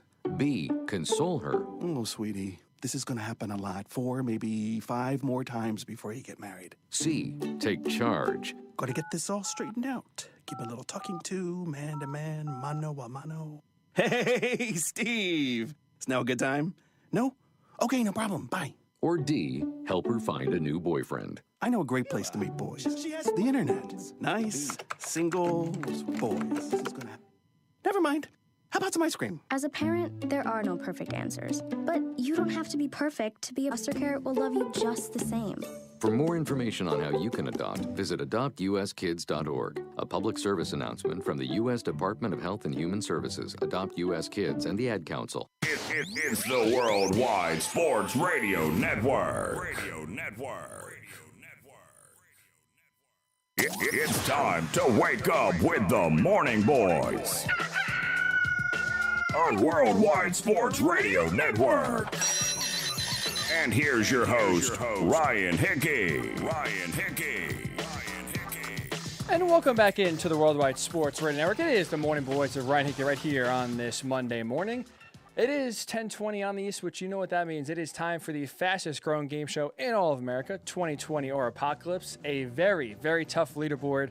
We have our next participant ready here, feeling good, feeling fire here, and we'll see if he can go 5 for 5 and get in the money. Very excited here. Had a lot of family on the show, a lot of friends. First time a coworker is coming on participating. That is the great Mike Biseglia. Now, if you don't know Mike, very decorated background, very interesting background that we'll dive into as well. He is the producer for the Zach Gelb Show, the executive producer for the Zach Gelb Show on CBS Sports Radio, a show that I'll be working on actually a little bit later on tonight. So very cool to have him on right now. Host of the Mike Delivers podcast, which is a great food podcast, which we'll dive into a little bit here. And also, as he claims, cat lover and cat owner. So Mike Bisegs, what's going on, man? How are you today? I'm good, Ryan. Thank you very much for having me on. I appreciate it, and everything you stated just before is absolutely true. So thanks for having me on, man. I appreciate because being, both of us in the producer realm, or at least being behind the scenes, we're used to what it's like to be on our position. To be on the other side is very funny, as you send credits, cat lover, cat owner. I appreciate that aspect to include with your laundry list of a great resume of producing, hosting your own podcast. But don't forget, cat lover. How is your cat, Leon? Man. Yeah, Leon's doing great. And, I take a lot of pride and a lot of respect in being a cat lover. I know it's a big debate that goes on nationally is, are you a cat guy? Are you a dog guy? First off, I think it's great if you're either. I think it's awesome to be in touch with animals and love animals and be involved with animals any way you can, I think is awesome. I tend to lean on the cat side of things. I think their personalities just give a little bit more to offer to other people, and they're easier to deal with. You don't have to walk them. You just throw them in a litter box, or they go in themselves. I don't throw them. And then they take care of things. But sorry about that. Yeah, man, big cat guy. Big cat guy, and if you like cats, if you are, as Mike says, one of the cat people, I know it's a very divisive world out there between cat and dog owners. Mike Delivers Pod on Twitter at Mike Delivers Pod. You can see basically it's basically nightly photos of Leon, right? Whether it's you're working, whether he's in weird places in your kitchen or in your house, just almost daily pictures of your cat Leon. Is that correct? Yeah, and it's all about his schedule. The prima donna that he is. If he finds time for me, I'll take some photos. I've heard some people say, "Oh, it's a little creepy. You take pictures of your cat," and I say, "Yeah, you're probably right. It's really creepy, but I can't help it. When you fall in love, you fall in love." So I'd like to showcase his beauty and his elegance. And yeah, Instagram, Twitter, you'll find some pictures of Mr. Leon all over the place. So there you go. There's something to brighten your day. Almost daily pictures of Leon. Whatever he's doing, Mike is all over it. Paseg's all over it, photographing him. He doesn't know he's a star yet. He's right below Haji, which is Keith Hernandez's cat. That's probably number one, I'll say, in the cat famous on Twitter. But Leon's right there, number 2. He's close. So maybe if your support, you check him out, give him a follow, you'll put him past Haji there as the most famous cat on Twitter. Pasegs, all right. So you're ready. We have a nice, fun game here. 5 questions. I'll give you 5 headlines. You have to say whether it's something that actually happened in 2020 or this has only happened in the apocalypse, not real, and thankfully did not happen. Okay. So obviously scores 1 to 5. Top 2 places get prize, gift cards to whatever locale you want. Locally support local business. So we're trying to get back here. Right now, the leaderboard is 4. Wow. Perfect score still out there if you want it. Are you ready to try to go 5 for 5? I'm ready just to get 1, Ryan. I'm very anxious and nervous. You really set me up. I was feeling all loosey-goosey. Then I heard that at 4. But I'll give it my best. Let's go. All right. Let's see. We'll try to get your perfect score here. Number 1. This is literally right up your alley. An Uber driver in California has implemented a system where he takes the temperature of each passenger he picks up and charges them extra for every degree their body temperature is over 98.6. Apocalypse or 2020? Oh, my goodness. Well, first of all, it's a smart idea, I guess, if you want to be safe. Now, I'm an Uber Eats driver. I've never driven another person. That's a fair point. So I don't have that quite insight, but I'm going to say this is not true. You are correct. That is thankfully not the case. There is no surcharge for body temperature. At least not yet. You never. It is 2020, and things have gotten crazy, but at least not yet. Okay. That is not correct. So you are correct. You are 1 for 1. Look at that. You already beat your benchmark, your bar here. You already surpassed it. Let's see if we can go 2 for 2. Ooh, okay. Men with long ring fingers may have a lower chance of dying from the coronavirus. Real 2020 or apocalypse? Men with, say that again for me? So men with longer ring fingers than their middle finger, so abnormally long ring fingers, have a lower chance of dying from the coronavirus. Jeez, well, I'm looking at my hand right now, and my middle finger is longer than my ring finger. Same. I did have COVID, and it wasn't thrilling. I didn't love it, but thankfully everything is okay. I'm going to say that's false as well. That is true. The Early Human Development published a study stating that a longer ring finger means more testosterone, which is believed to protect against severe corona-related illnesses. Okay. So more testosterone. Now making me feel like less of a man. But hey, you know what? I think you should be more of a man. You said, screw it. Yeah. I don't need genetics. I'm beating this thing no matter what. And you crushed corona. Right. That's right, baby. All right, cool. It's part of this game, too, now. It's like, you think back to your answer before, and you think, which way would Ryan go? That was number 2 was the question that kind of pinpoints you off in which direction you're going to go. It's almost like game 2 of a sports series. Is this going to be a 1-1 or a 2-0 series? And I evened it up at 1-1, and now it's going to be tough to get the home court back. It is interesting. You're the first person that I think. Well, people. It's funny. I don't really put an order, or I guess I try to order to where people wouldn't get a pattern.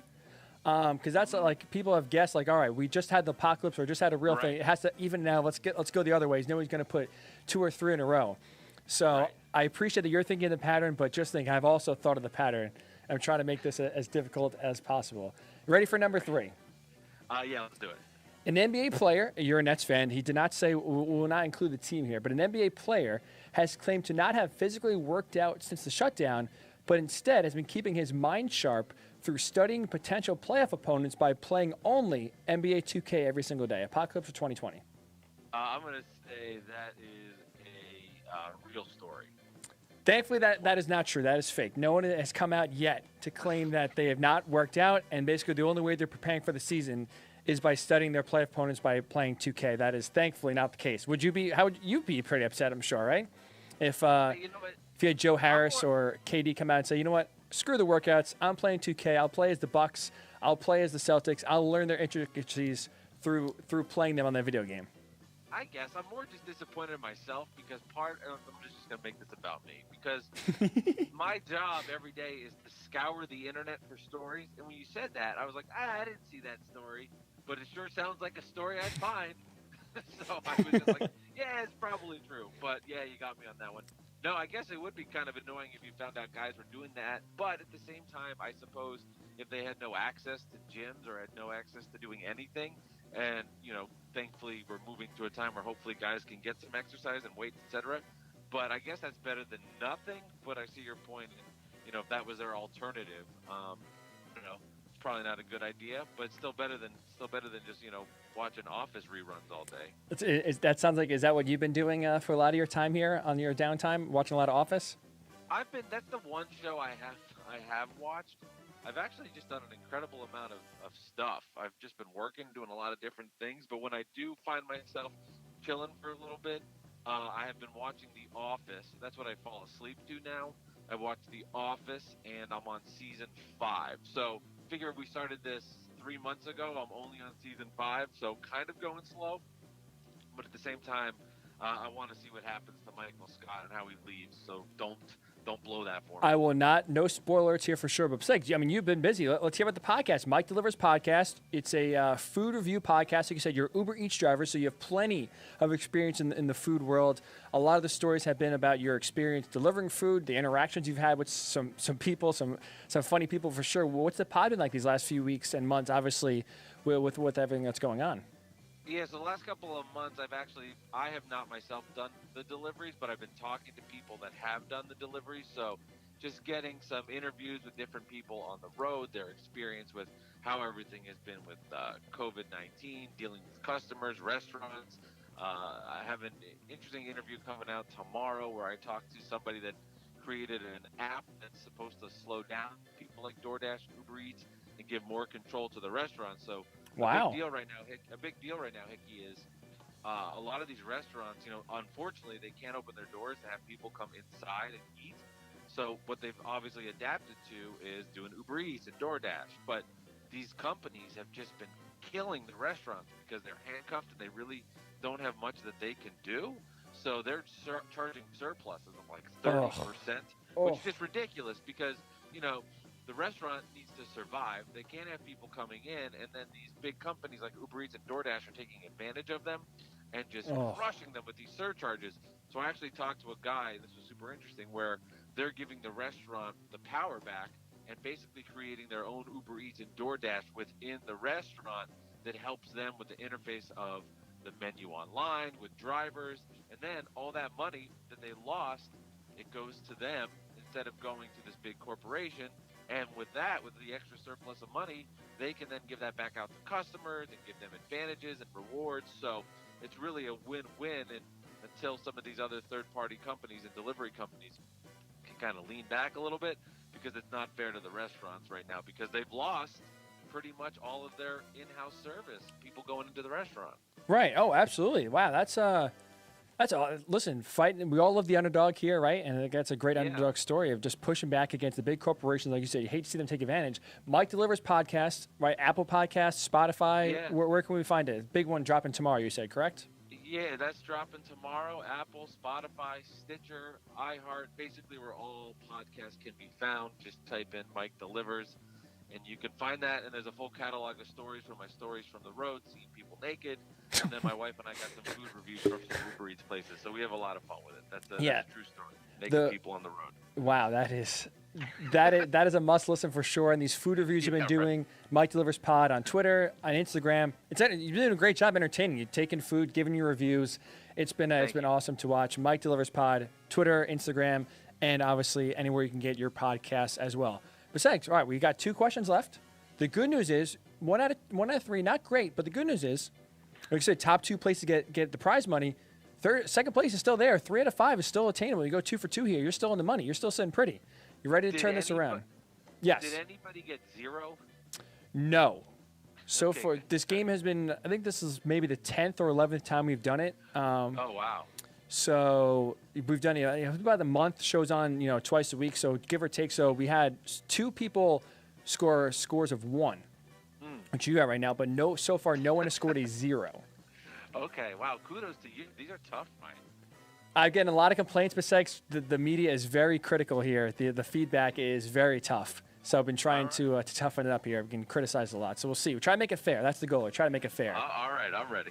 Number 4, 3 young boys were hospitalized after allowing a black widow spider to bite them, thinking it would turn them into Spider-Man. That's true.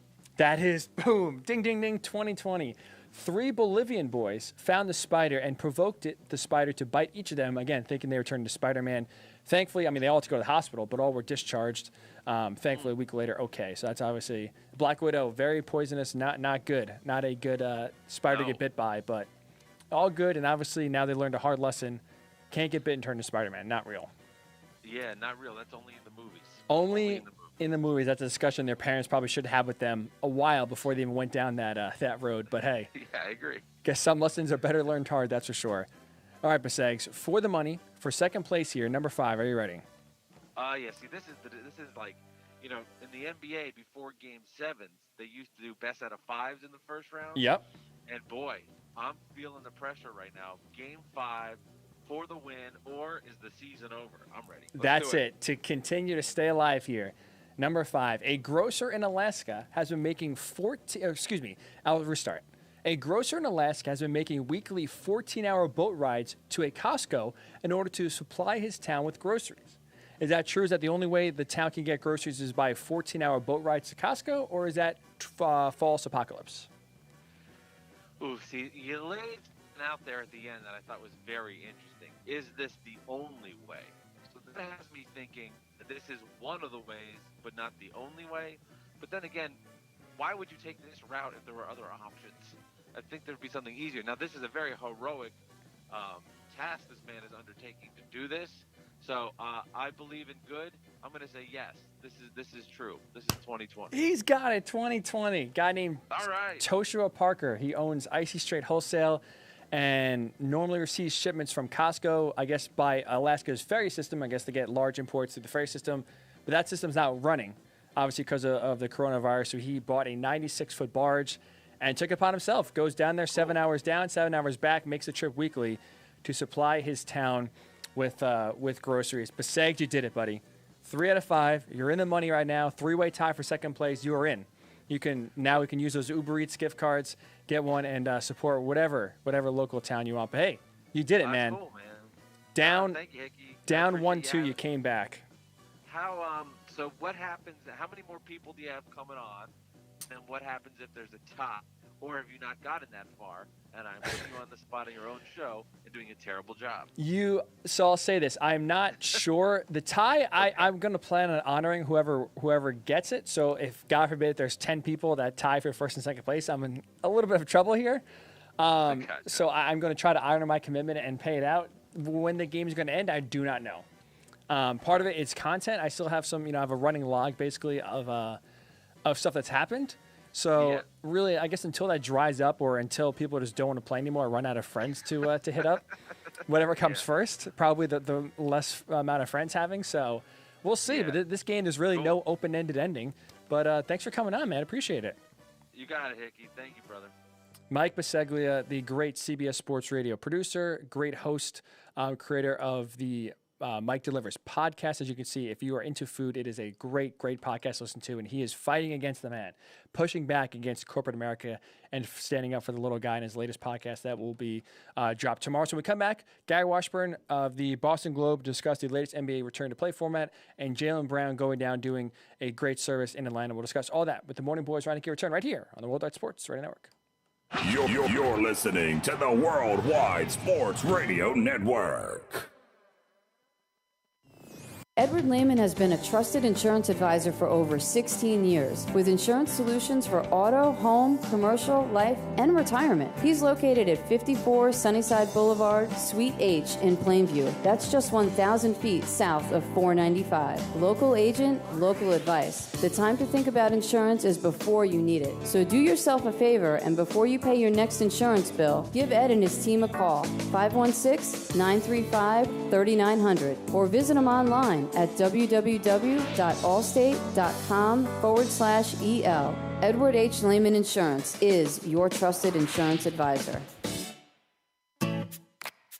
Hi, this is Terry Crews, actor, former football player, game show host, father of 5, and all-around big dude. I'm also an expert on drama. I know all kinds of drama. There's the good kind that comes with having a house full of kids. There's the bad kind like season-ending injuries. There's the necessary kind like having an agent in Hollywood. And there's silly drama like the drama around my percolating pectorals. And then there's the drama you can skip. Skip the drama that comes with not having your high school diploma or equivalency. Find free adult education classes near you and finish your high school diploma. Visit finishyourdiploma.org. Or text diploma to 97779. Message and data rates may apply. Reply stop to opt out. That's diploma to 97779. And leave the drama to actors like me. Brought to you by the Dollar General Literacy Foundation and the Ed Council. It's the Worldwide Sports Radio Network. It's time to wake up with the Morning Boys on Worldwide Sports Radio Network. And here's your host, Ryan Hickey. And welcome back into the Worldwide Sports Radio Network. Wrapping it up here as we finish at the top of the hour. Very excited to have our next guest on. Gary Washburn covers the NBA for the Boston Globe. National writer, covers the Celtics, covers the entire league. Very excited because earlier in the show, we gave you the 4 options that Adam Silver and the NBA have narrowed down what a resume to play would look like. And now to discuss those options, what it looks like, what would be the most realistic, what is the best chance of getting a full playoff schedule in and keeping it fair. So we'll have Gary on to discuss all that. Gary, really appreciate the time. How are you this morning? Very good, very good. Thanks for having me. Thanks for coming on and giving us a few minutes here, Gary. And obviously, I want to get to basketball here in a little bit, but obviously what's going on in our world these last few days and last week, obviously, is first and foremost. And so I'm curious, someone who lives in Boston, who is ingrained with the Celtics, Jaylen Brown going down to Atlanta, driving down from Boston to Atlanta. What was it like? What does it mean to see a player of his stature, an NBA player, drive down, go out of his way, not just use his platform, on social media to promote change and to promote and support the cause, but actually go down to Atlanta and be there, lockstep with the demonstrators in Atlanta in his hometown? What was it like to see? What does it mean for a player of his stature to not just, basically talk the talk, but to walk the walk? Yeah, I think that's definitely something that, is not surprising for Jaylen. He's a very aware, very intelligent, astute guy in terms of his social awareness, social activity.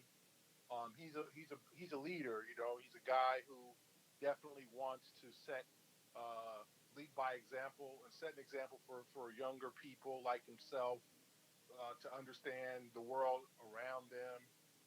The world is not only Twitter and Instagram followers and social media and who's looks great on the red carpet or who has the new hit single out and who's knows the latest dancer on TikTok, but knows that there's a world around them where some people aren't being treated fairly, some people are being murdered, killed, abused on a daily basis, and the world keeps kind of going.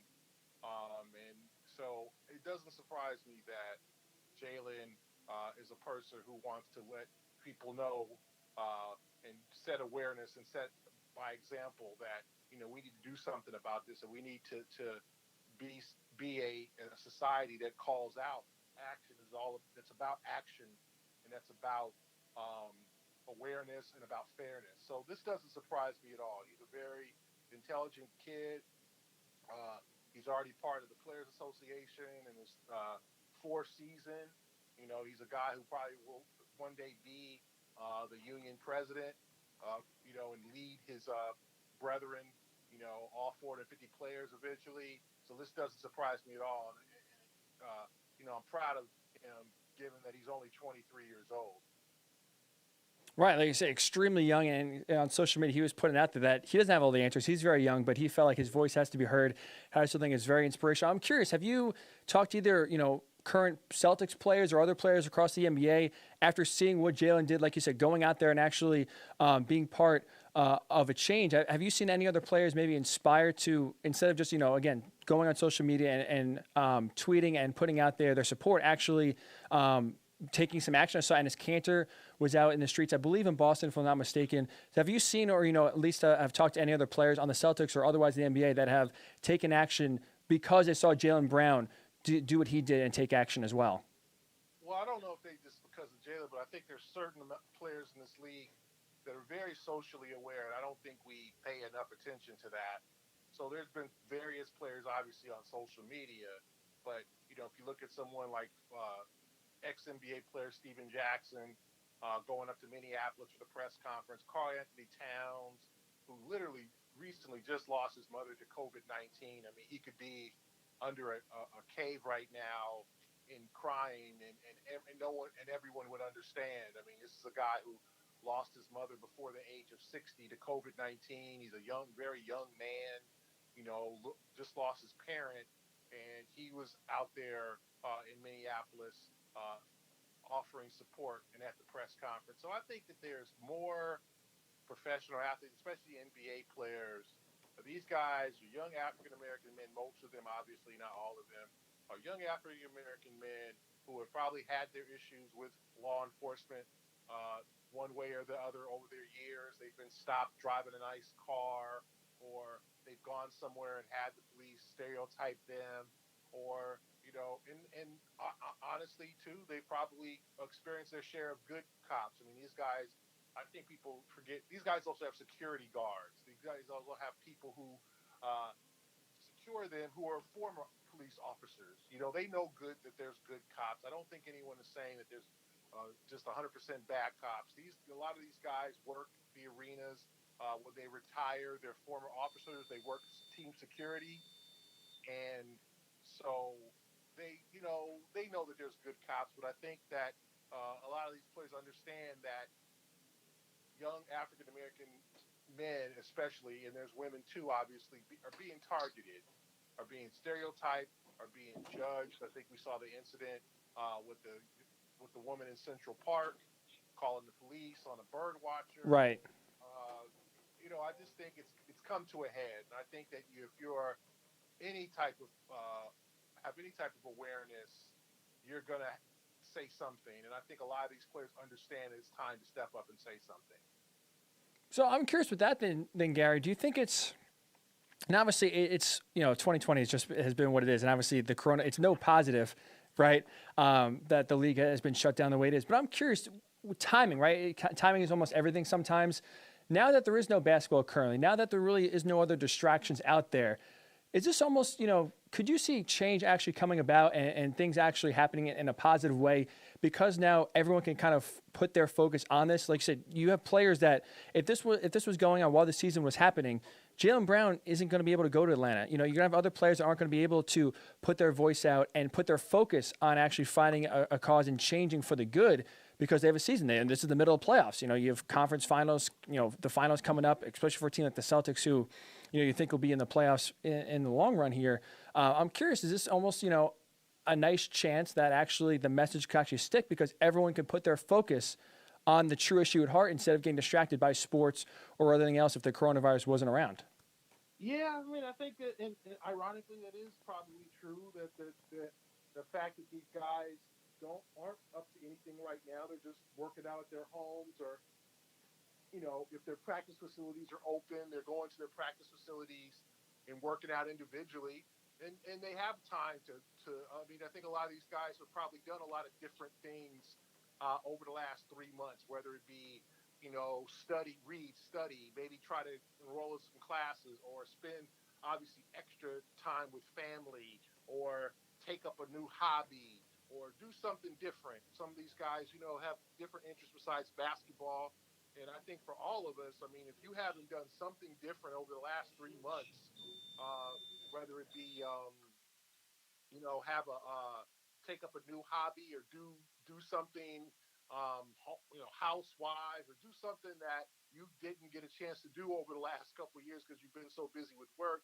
I think all of us have done something like that, or taken up a hobby, or finished something that we had been long wanting to finish, or things like that. Clean out your attic, whatever it is. I mean, so I think these players have definitely paid attention to the society. I think with the COVID, you can't help but see what's going on in the world. There's no more I'm young, this doesn't affect me stuff. Like this affects everybody. No one can go out, no one can work, no one can do things or except essential workers. So I think even the youngest people, high school kids aren't graduating the traditional way. There's no prom, you know.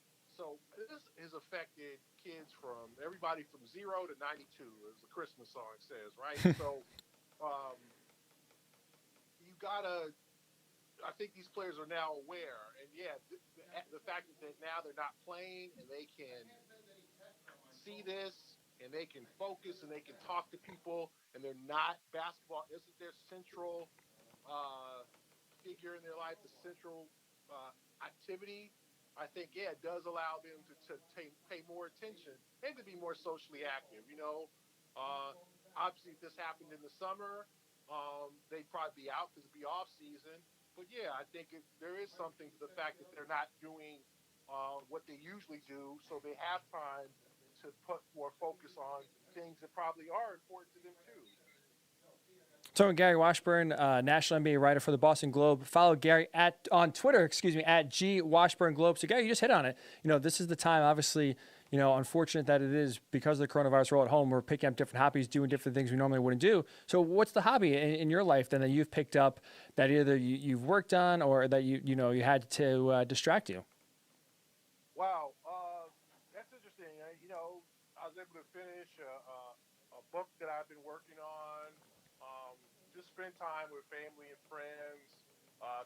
Do Zoom calls. Talk to people that I probably, honestly, would not have talked to otherwise. Or you might have sent a quick text message to, and now you're sending them. You're contacting through Zoom calls. Just a lot of things. Doing stuff around the house. Things that you're like, okay, let me organize this. Let me figure this one out. And you always say, well, I'll do it in the summer. And then the summer comes and you're traveling and you're out at the beach or you're doing your summer stuff. Then all of a sudden here comes the fall and you start working again. Work picks up and you're like, okay, I'll do it next year.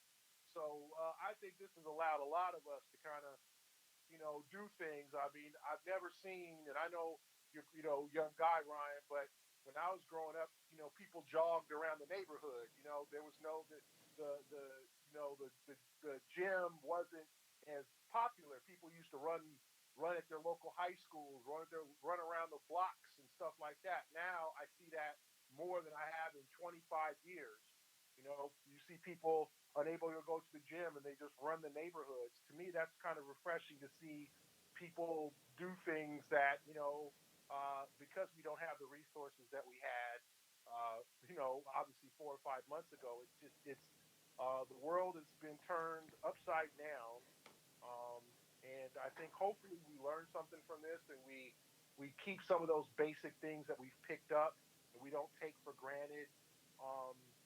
The things like we don't take sports for granted. We don't take being able to go outside and go for a nice walk or go to the grocery store, or go do things that we would usually do that we, can't do right now or haven't able to do it. We're just starting to do again. Hopefully we don't take that for granted anymore. You're so right, Gary. It is crazy. Like I said, even just the smallest things that, used to be a drag or just something you dreaded doing. Now it's like, oh man, I would love to. Like I said, whether it's food shopping, maybe it's, especially with your schedule, traveling with the team and kind of, following them for the most part, whether it's cross country flights or stuff like that, things that, for the most part, in any other circumstance, we would dread. It's like, wow, sign me up for that. What I would do to have that happen tomorrow for sure. You're right. Hopefully we can take a lot of positives out of this. I think that's how we can all kind of move forward here in a good light whenever. Hopefully sooner or later we can get back to normal. So Gary, I'm curious then, at least, part of that return to normal, part of kind of having some sort of normalcy return to life and kind of not taking sports for granted is sports returning, and that one of them is the NBA, which you are very familiar with. Late last week, we saw Adam Silver announce that there's basically 4 plans that have been narrowed down to resume the year. 16 teams basically go right to the playoffs, a 20-team group stage, 22 teams to fight for seeding in a playing tournament, or 30 teams, bring everyone back, have a truncated small regular season schedule, and then go from there. In your mind, of these 4 options, what's the best to resuming and having a champion? The 20-team thing doesn't sound terrible to me. I'm not, it's difficult. No one's going to be happy with all this, okay? No one, not everybody. I'm not saying there's going to be people who are happy, and there's going to be people. I think what we're seeing now is that Commissioner Silver has been, without question, one of the more popular sports commissioners in commissioners in professional sports. He's made all the right decisions, starting with the Donald Sterling situation. The NBA is the most socially conscious league. The players love Commissioner Silver. There's really been no real issue between players and owners. I mean, we've got labor peace, the TV money's rolling in. All has been well under the Silver administration until now.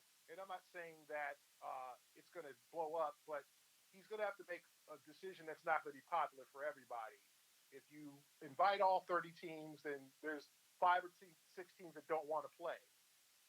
If you invite 20 teams, the team that's already qualified for the playoffs, let's say the Memphis Grizzlies, are like, well, wait a minute, like we gotta turn around and try to compete for a spot that should be ours. Like, there's going to be no one that's going to be completely happy. Everyone's not going to be completely happy. So I tend to think that if you're Silver, you try to do the 20-team thing. You have your New Orleans, Portland, San Antonio, and Sacramento compete for that final spot along with Memphis. In the East, you got Orlando, who is 8th, Washington's 9th. They're 5.5 games back with 18-19 to play. That would be almost virtually impossible. I mean, the Magic would have to go through a 7-8 game losing streak. The Wizards would have to win 5-6 in a row. That just probably isn't going to happen. So I think you can leave Washington at home and you bring the Western teams there up to down to Orlando, and you let them fight it out, and you play 6 or 7, 8 regular season games, and therefore you have teams who are fighting for spots like, we still, Indiana and Miami are tied. So you figure that one out. Boston's a couple of games back from Toronto. Utah, Houston, Oklahoma City are kind of in a big,